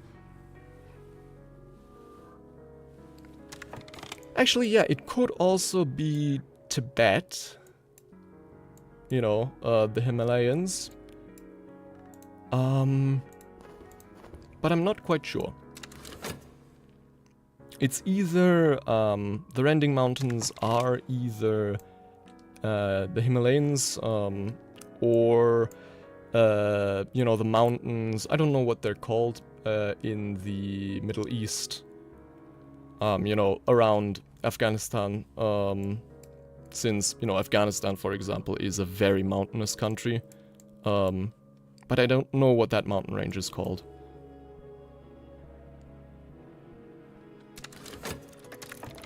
Ah, blinking in the light. Finally.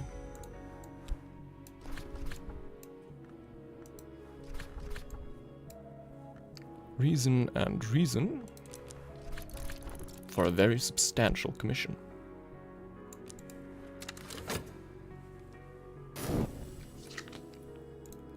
I am a bit giddy because we are about to get, you know, a card of the highest order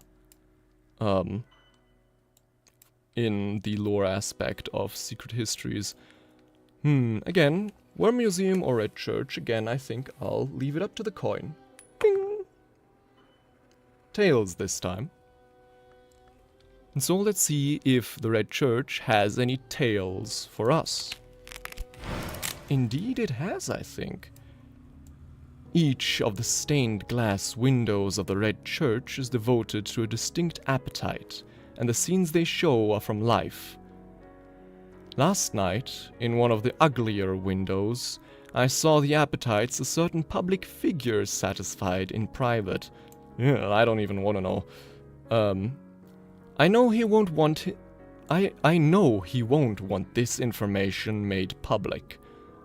Perhaps he'll show me some consideration. Zagros. You mean the place the Rending Mountains are supposed to be? Because that doesn't... Zagros... No, I don't think it rings a bell. But then again, geography was never my strong suit, I think.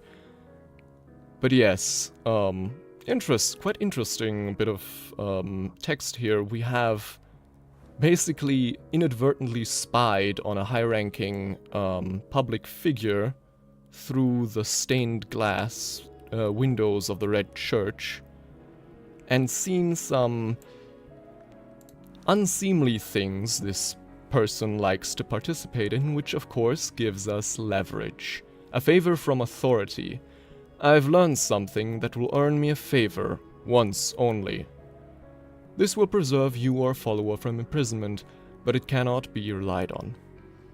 I think, under a few circumstances, favors from authority does have other uses, but in our current position, that's the only one. Also one that, you know, currently isn't very pertinent to us because, well, we don't plan on getting ourselves imprisoned anytime soon or even endangering ourselves to imprisonment. But still.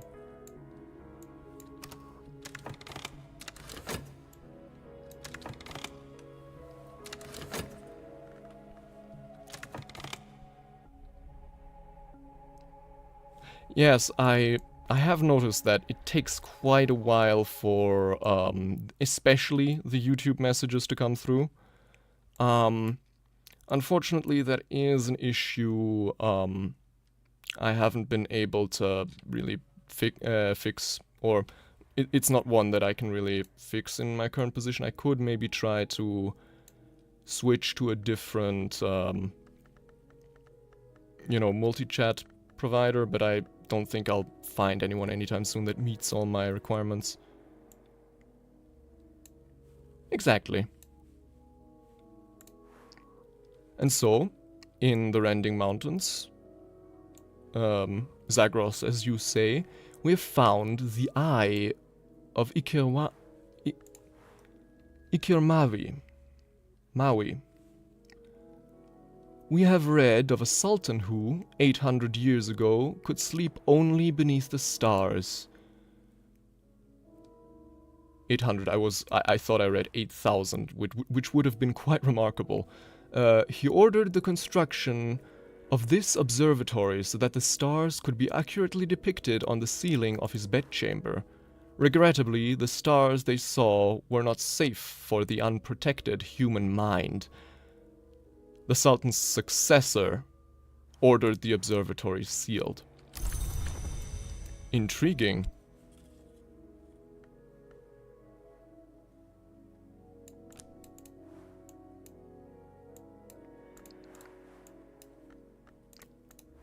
So, what to explore next?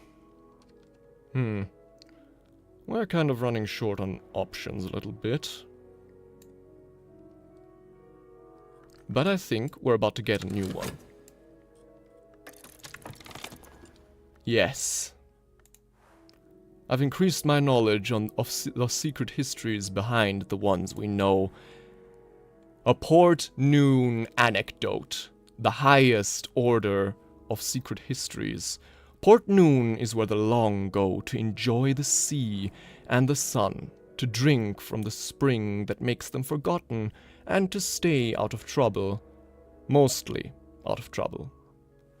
The stories you can hear in the Hotel Ciervo are golden dewed, quintuple distilled toasts to memory, served straight up. Exploring with this scrap of knowledge may uncover secret locations in the evening isles, where Port Noon is located, across the great ocean. This, I think, as the text makes somewhat clear, is, I think, the Caribbean.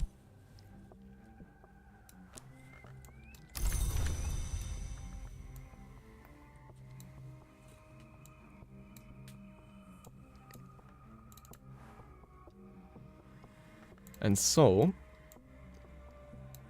I think we'll explore that Port Noon anecdote right away.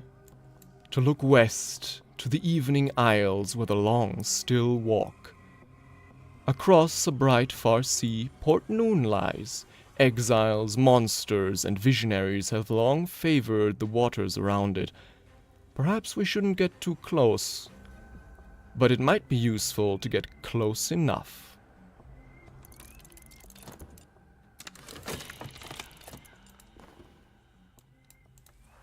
This will give us a location to which we can start one of the most challenging but also the most rewarding expeditions the game has to offer.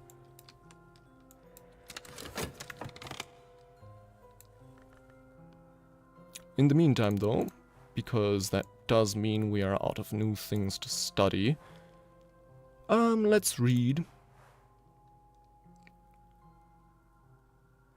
I think, yes, a true and complete accounting of the Asclepian mysteries of the roots of the house. Reproduced by one Riley Grease from, supposedly, a much older text in Greek. So first, let us translate. Lock the study door, the work begins.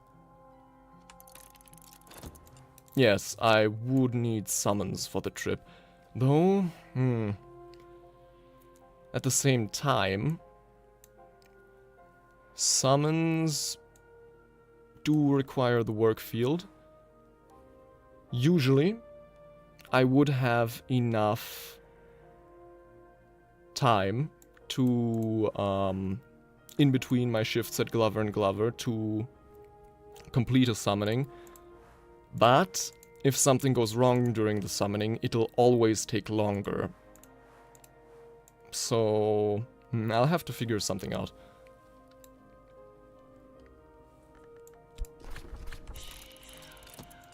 Because, I mean, we could always try to, you know, use our followers. We do have quite a few of them. Ah, finally. The wolf despair prowls elsewhere. No dread empowers this despair. It's over for now. Good. And of course, we've grown ill, but that can be fixed easily enough.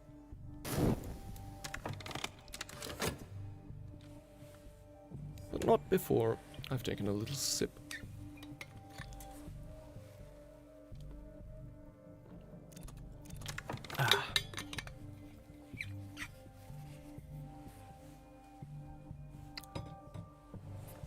Yes, it's basically that, though I suppose the more accurate description is the Long's summer house.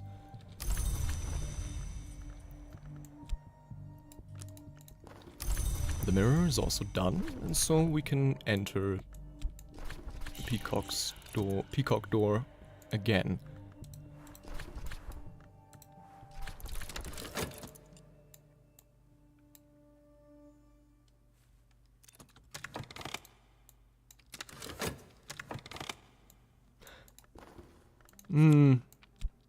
Yes, it is, but one thing is that once you suffer a demotion from the board seat, it has the same effect as getting your first scandal.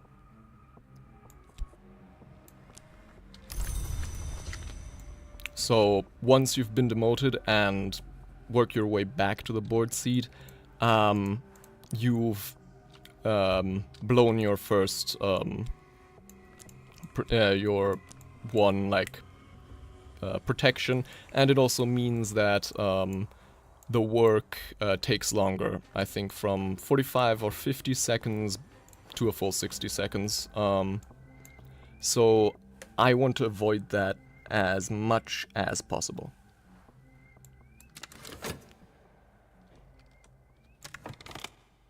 And so, you know, if we don't need any summonings for the job,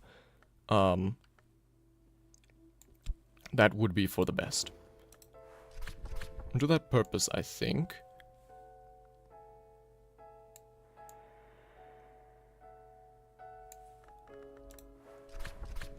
we are going to recruit some more of these acquaintances, because I suspect we'll need them soon enough.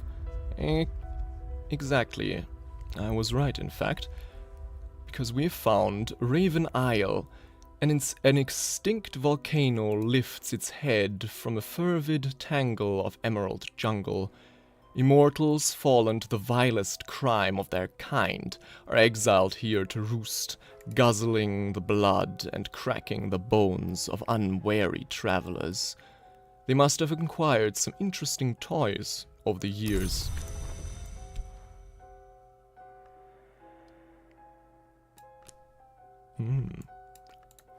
Our first location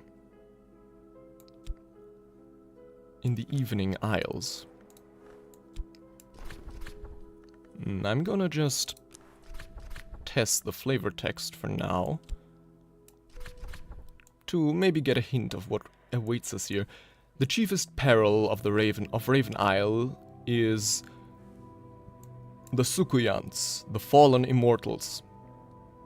Remember the crime in the sky I mentioned earlier? This is what happens to those that commit it. But the way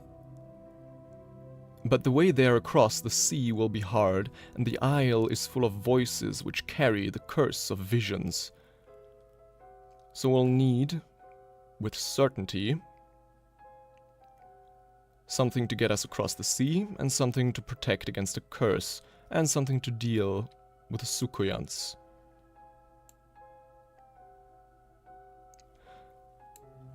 What amount of funds you need is kind of relative. It depends if you want the funds to last the entire rest of your game. Obviously how long the rest of the game is still going, because, you know, I often like to take my time. And, you know, if you, for example, decide to also supplement your funds by selling Spintrier, this amount honestly would already be enough, but I want to build a bit more as a bit of a nest egg.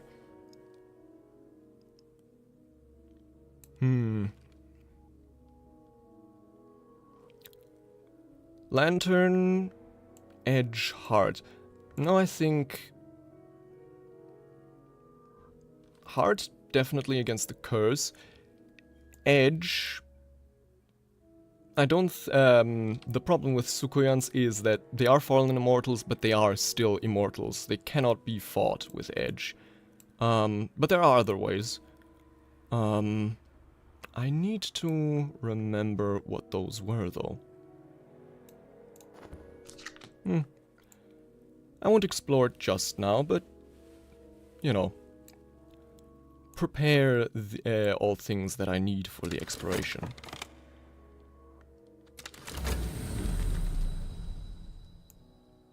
Ah, an unresolved ambiguity right at the peacock door.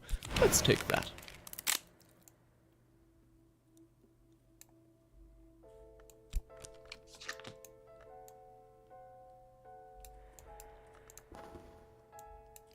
And we've prepared a true and complete accounting of the Asclepian mysteries of the roots of the house.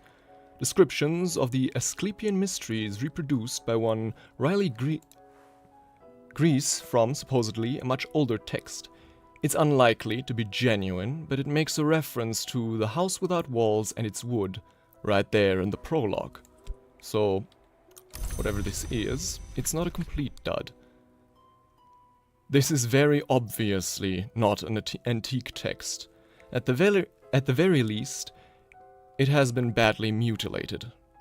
But it contains substantial intriguing material, especially a persuasive comparison of the many-portaled house without walls to the human body. And of course, the mirror is broken again.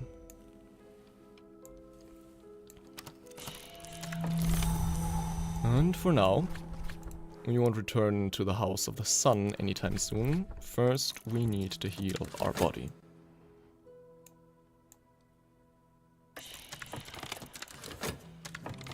Well, King Crucible would at least get us across the sea. But I think his use ends there, and I have not the Forge lore to perform anything close to that.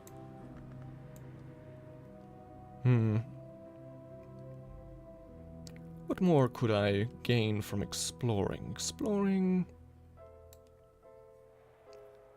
Exploring what exactly? What could I explore? Nothing much too useful at the moment.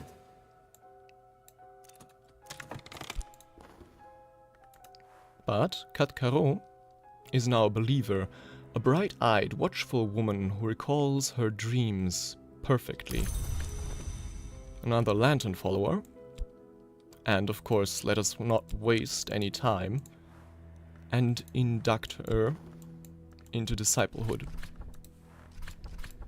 We have the necessary lantern aspect. More restlessness. Time to just, paint it away. Had it come just a few seconds later, I could have... Or rather, had I paid attention while I prepared this promotion, I would have noticed that we're about to get restlessness, and I could have just used it here, but... Oh well, we can also get rid of it this way.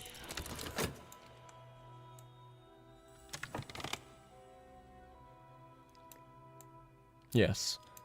Deception is one of the ways to get past them. There is, however, another one for the Sukoyans fear the light of the Watchman.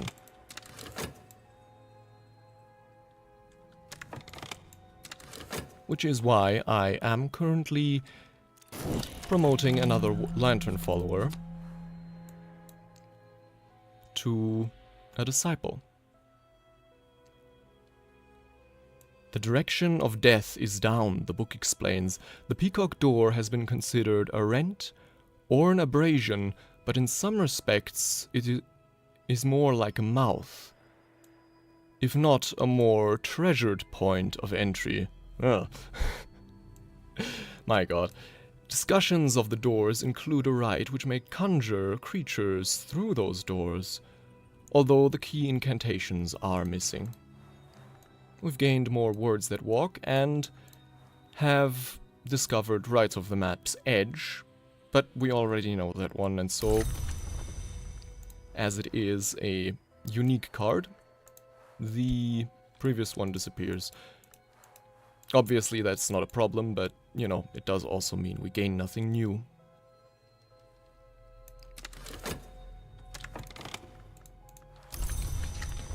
Yes, we could summon a hint, but we don't need to in a few moments, because our disciples will be strong enough. Of course, we do risk injuring them, but... oh well. I think they can take it.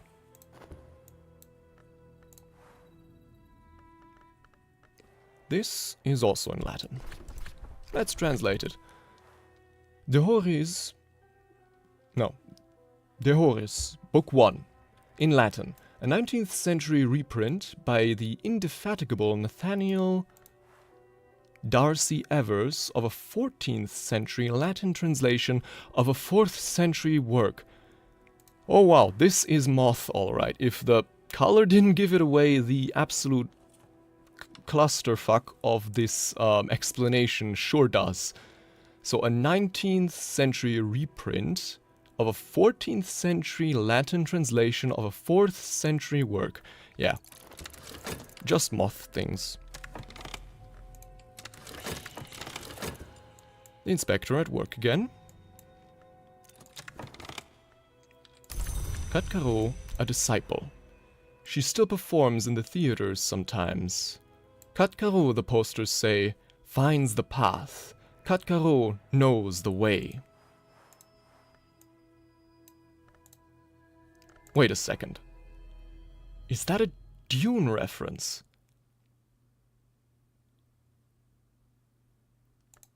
I think it is, because, you know, she is a lantern disciple, which means she can see the future, which... Huh.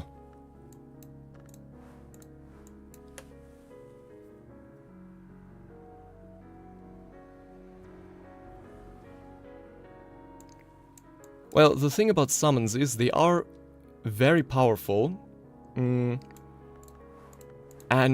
under regular circumstances I would absolutely send summons here, but, you know, we're just currently in a position where summoning something is risky, so I'll use my followers instead.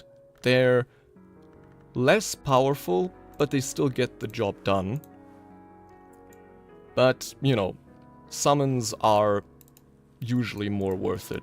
Just, you know, while we're on the board, I'd rather just do things a little bit more subtly, perhaps. We will, of course, have to deal with the notoriety that expedition will generate, but, well, we can simply just move location again. And so, time to assemble the expedition. Well, first of all, we must cross the ocean, and so Forge will get us across. I think it's also possible to use...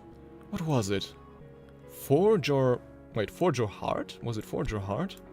Well, in that case, I think I'll send my Heart followers instead, because Heart will also protect us against the curse. So yes. Up, up and away.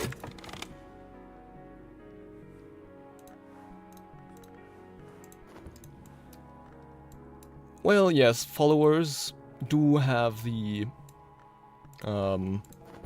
trait that, unlike summons, they can't be infinitely replenished. But they also don't go down quite as easily.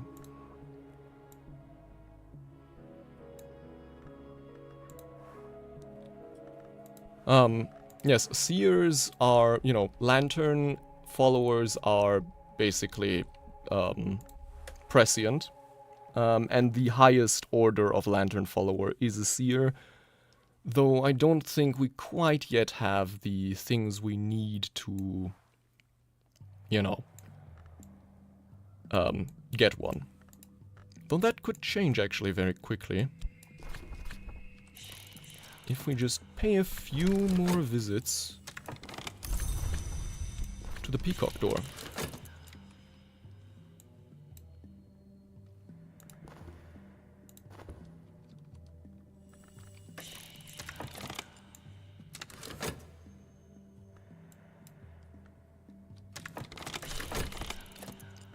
Alright, so what are our challenges? A western sea. Most of these islands are well known to the histories, but our destination lies in wild, uncharted reaches. We'll need Heart or Forge to survive.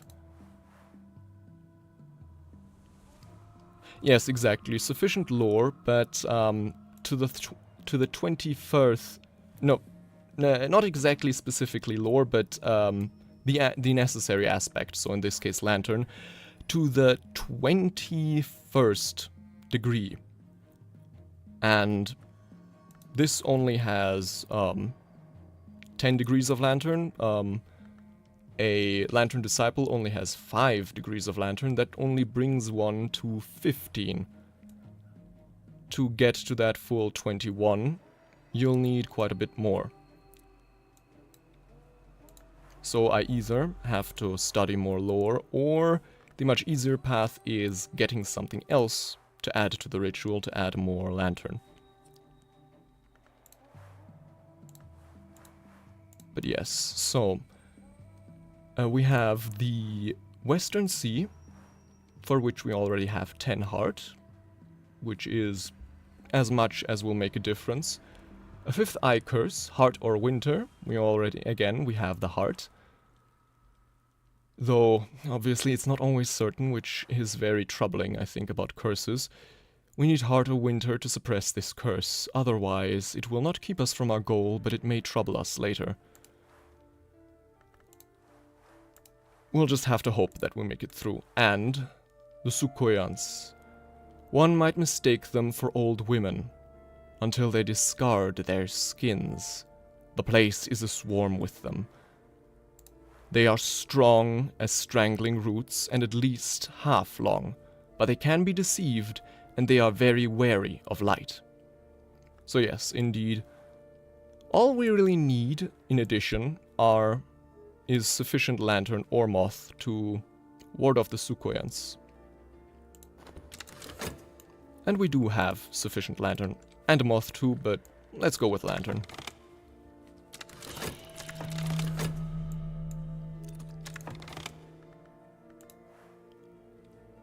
So, translate it now. Dehori, Book 1. Hori? I think. Dehori. An occasionally coherent catalogue of the secret gods. This is an English translation of a volume dealing with the powers of the wood. Unsurprisingly. This volume deals mostly with the hours of the wood, the moth, the black flax, the ringdew, among others.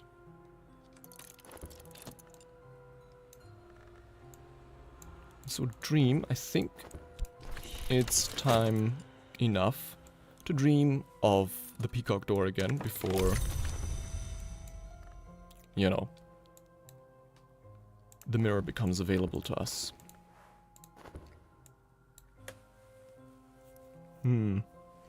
Continuing to work here right away, or instead... Yeah, sure, why not? And we are getting low on bronze spintria. We could use silver ones instead, but I don't want to waste them.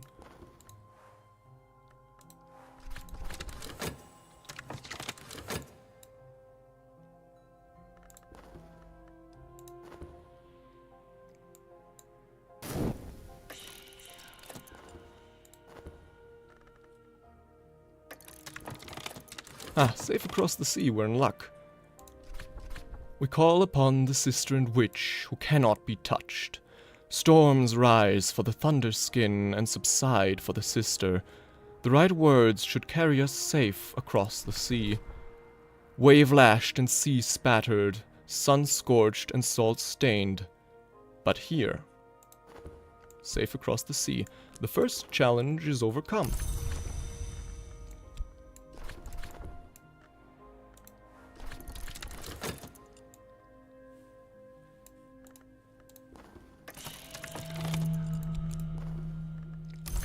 A new commission. Lantern. And another new commission.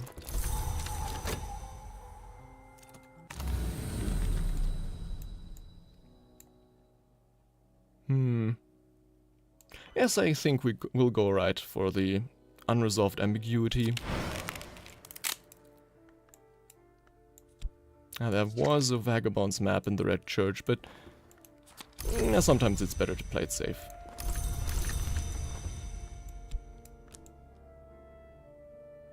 Ah, damn! I forgot to read the text of the Hori Volume 1, Book 1. A shame, but well, I think we'll get over it. So now let's work on this commission. Reason and reason. Oh, damn. Would you look at the time? We've been going for quite a while, so I think once we've completed our first expedition to the Evening Isles, that's going to be a good point to call it for today. So the end is drawing near, but it's still a bit away.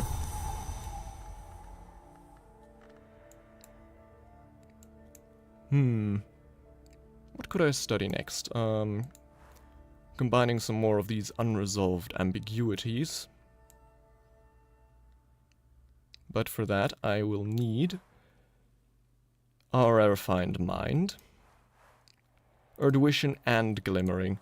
Although, actually, I do have all of that, so let's not waste any time before those decay. And let's get right to it. Study the histories. History is less certain than we are taught. I can learn from the study of its blurred edges. Another commission on Edge. And so, what could I talk of next?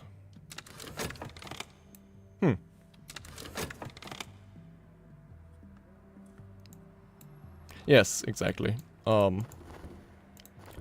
Good suggestion. And as you see, I have come to the same conclusion.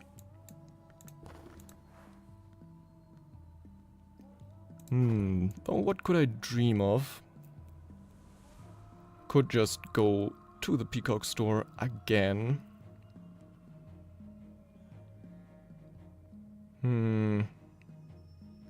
Weighing my options, why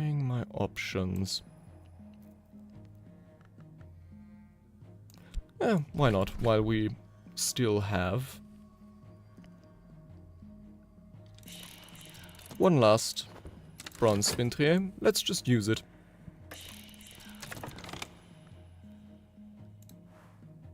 Expedition.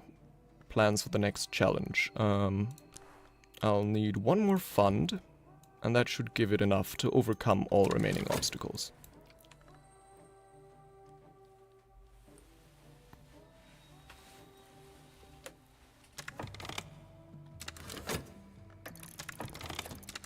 Into the night. Oh.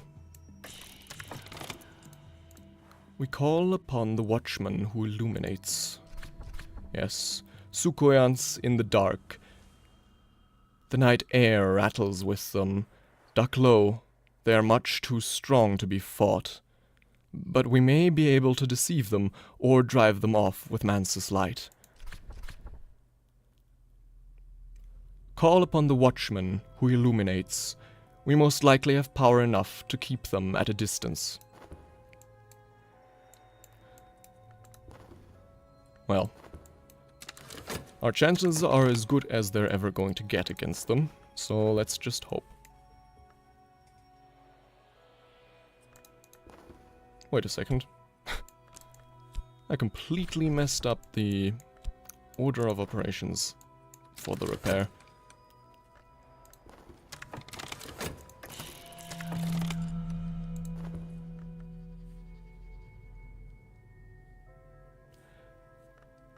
I don't know, honestly, if there are any higher denominations of spintri.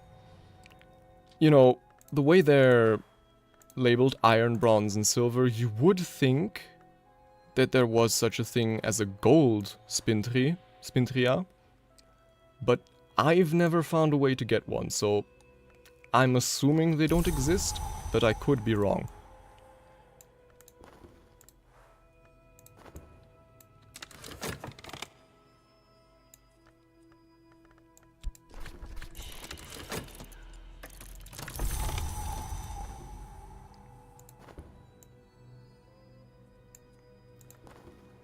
Yes, this island I don't think is too pleasant, but I mean the rewards are well worth it, for us at least.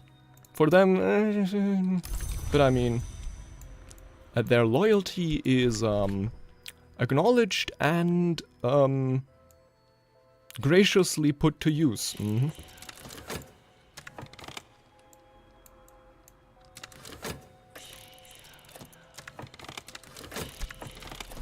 So now let's hope that this first thing is Oh no, it's Erduition. Unfortunate. That means the glimmering will run out before we acquire it. Which means we'll have to find a new source for it. Shouldn't be too difficult, but yeah, sometimes you never know.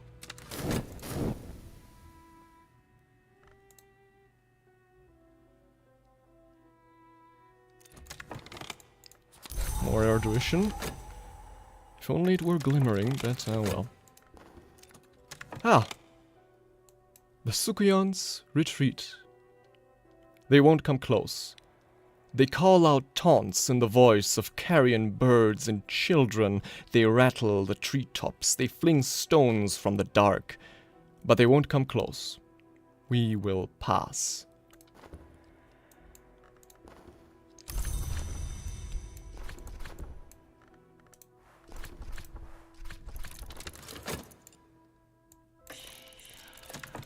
So now the final thing that is left is the 5th eye curse. Let's hope we'll be as lucky as with the last 2 obstacles in overcoming it.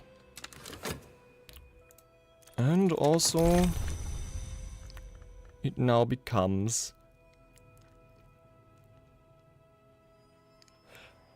Well, it is a magic... It's not really a flashlight, it's more like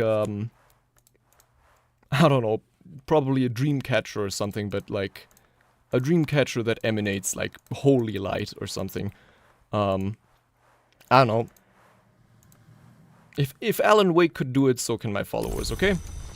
That's all I'm gonna say.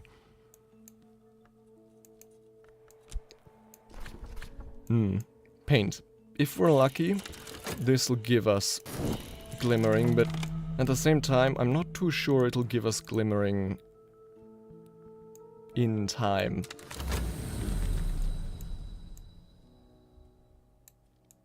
The Peacock store this time only has fascination to offer. So, again, I flip the coin. Tails. The Red Church. Ah, nice. We've gained Aramanthine Nectar. When I visited the Red Church last night, they told me, between their clawings and their caresses, that the flower maker had visited but lately, with his nectar and his promise. I woke twined in sodden sheets, with the Aramanthine nectar brimming in my hand. I captured what I could of it, only a few drops, but it will be enough. Aramanthine nectar, one of the flower maker's many gifts. In a brighter age, it might have bestowed immortality. In this blighted history, it is still an unparalleled sweetness.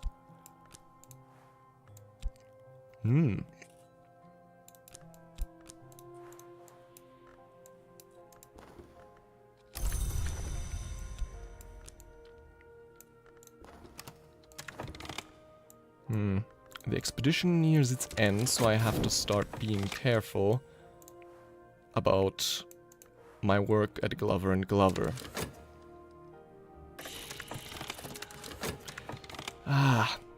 Unfortunately, the timer to provide glimmering will run out before this is done, so we'll fail. But at least we've already overcome the knowledge challenge, if nothing else. The 5th eye curse. The treasures ahead lie under a 5th eye curse.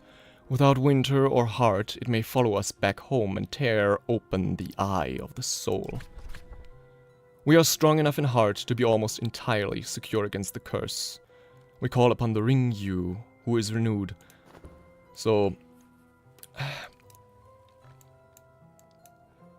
breath hold and fingers crossed. If all goes well, which it should, overwhelmingly the odds are in our favor, the curse won't bother us, but it's never quite secure. Never quite certain.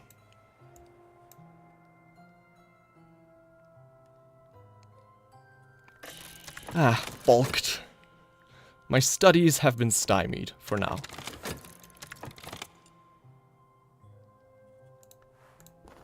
I mean, I did send all of my heart followers. I could have also sent my... No, I couldn't have well, I mean, I guess I could. But even then, I wouldn't want to use my heart followers in this case to take care of the notoriety, because their work is not certain. There's like good chance they'll get rid of the notoriety, but not that good of a chance. Meanwhile, getting it rid of the way I have planned right now, by just moving, is, you know, 100% certain to get rid of the notoriety. Ah, whew. Genuine relief. The curse shrivels. Our power is stronger than the power that was here. The curse won't touch us. Whew. Oh, lucky us.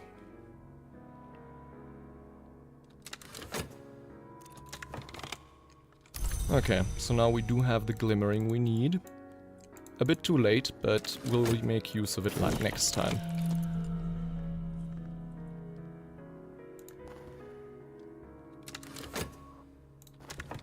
And so now we have to time our next shifted Glover and Glover very precisely. If we do in fact want to time it perfectly. So right about now, we go back to work to give us the maximum amount of time possible to deal with the notoriety.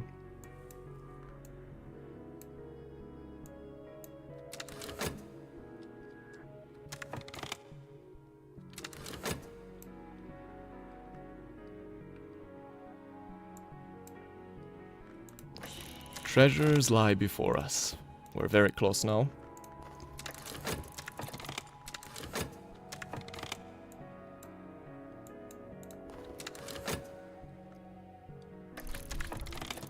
Raven feathers.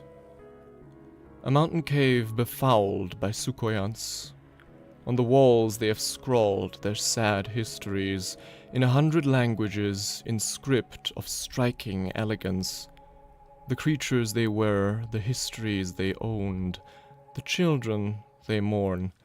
Well, from my earlier description of the crime of the sky, we kinda know what happened to those children, so, you know, nice and all that you mourn them, but it's a bit too late.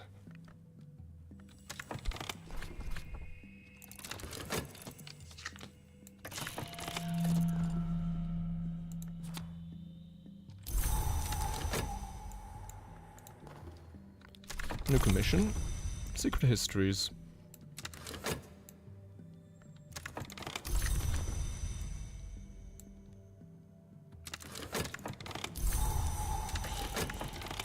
Yes, intuition. Use the glimmering.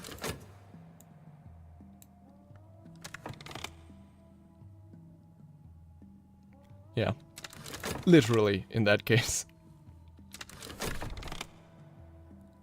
Ah. A bountiful cache indeed. At the back of the cave, the Sukoyans have made a sort of museum nest. The fine clothes they wore once, adorned now with raven feathers. A little miscellany of cameo portraits and rotting family albums. A few items of power. The chalice, murmurous. On those nights when we drink from the chalice, we are not certain afterwards what we have done. But we may be assured it is what always has been done, and if we do not remember, our children will, in their redmost dreams. 12 Grail aspect in this tool. The most powerful there is. And some books. In Vak. The holiest of languages. A manual for departure, The author, who identifies itself as the Jekadu, claims to be one of the great hooded princes of the land of the river.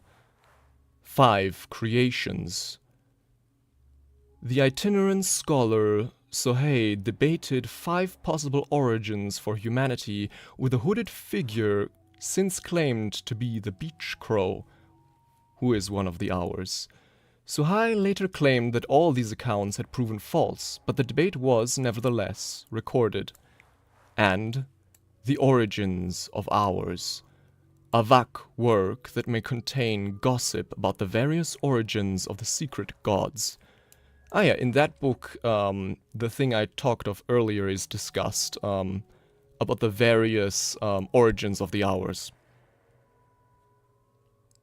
These are all about as valuable and insightful as books get.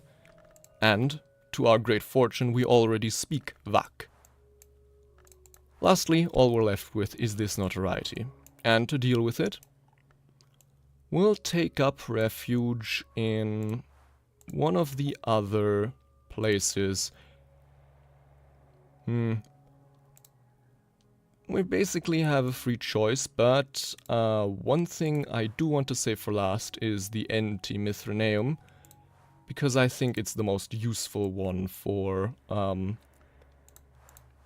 the forge, for the lantern dedication. So that's the one I want to go in last, so that we can make use of it the longest. I think... Yes, the Grail has, surprisingly, a lot of Grail aspect. But yes, for now I think we'll... Wait. Oh right, you can actually explore your HQs, but that's not what we want. We want to relocate. Okay, no, for that we need to first explore with the new premise. A change of premises. We could move our base of operations here, if we so choose, to the empty hospital. Phantoms, the neighbors say, still walk the echoing halls here. If we take possession, of course, they will leave, or we'll turn them to our use. Time to say goodbye to this rank, stinky, old, darkened warehouse, and say hello to this old, cursed, empty hospital. But, I mean, incremental improvements all around. A cold trail. Time to get rid of the notoriety that way. And so we can safely go back to work at Glover & Glover. And once that notoriety is dealt with, I think it will be a good place to end it for the night. We have, after all, completed our first expedition to the Evening Isles as was planned. And have gained very powerful knowledge indeed. Knowledge, of course, that must still be studied, but once we have, it will help us greatly. In, I think, our coming ventures into this game, my course of action will be to stay at Glover & Glover for now and only undertake more expeditions to the Evening Isles. There are just a few of them, and we can just relocate every single time we do them. And once that's done, we should basically have almost everything we need to perform the final pieces of the path we've chosen, Enlightenment. Or work at Glover & Glover. Which of these... I should one of these days maybe study this Grail lore to finally get enough Grail lore to fulfill this commission. Wait, no. We have 5 creations right here. I'll just read that and then we'll have more than enough Grail lore. So instead I'll do this commission on Edge. Why not? Ah. No address is really ever permanent. Like our bodies, we leave them all in the end. But for now, this is our home, and the notoriety is no more. The house violet. We've painted the walls with the rich color of the violet chamber. We've cleaned the cobwebs and placed unobtrusive shutters behind all the windows. And we've replaced all the locks. This too, luckily, is a secret location. More private one. Ah, and illumination. Let's just provide that before we depart for the night. So, objective complete. Let us save and exit. So, that marks another one of our descents into this game, into this world, into the secret histories. I hope all still watching had a good time. I am certainly grateful for your attention and your attendance, I suppose. And I will actually search. Luckily, unfortunately, we don't actually have the necessary requirements to raid on YouTube yet, but we could on Twitch. However, I don't see anyone right now online that I might think to raid, so oh well. It is what it is. In any case, it has been my pleasure to be your host, and I hope to see you next time. But until then, goodbye for now.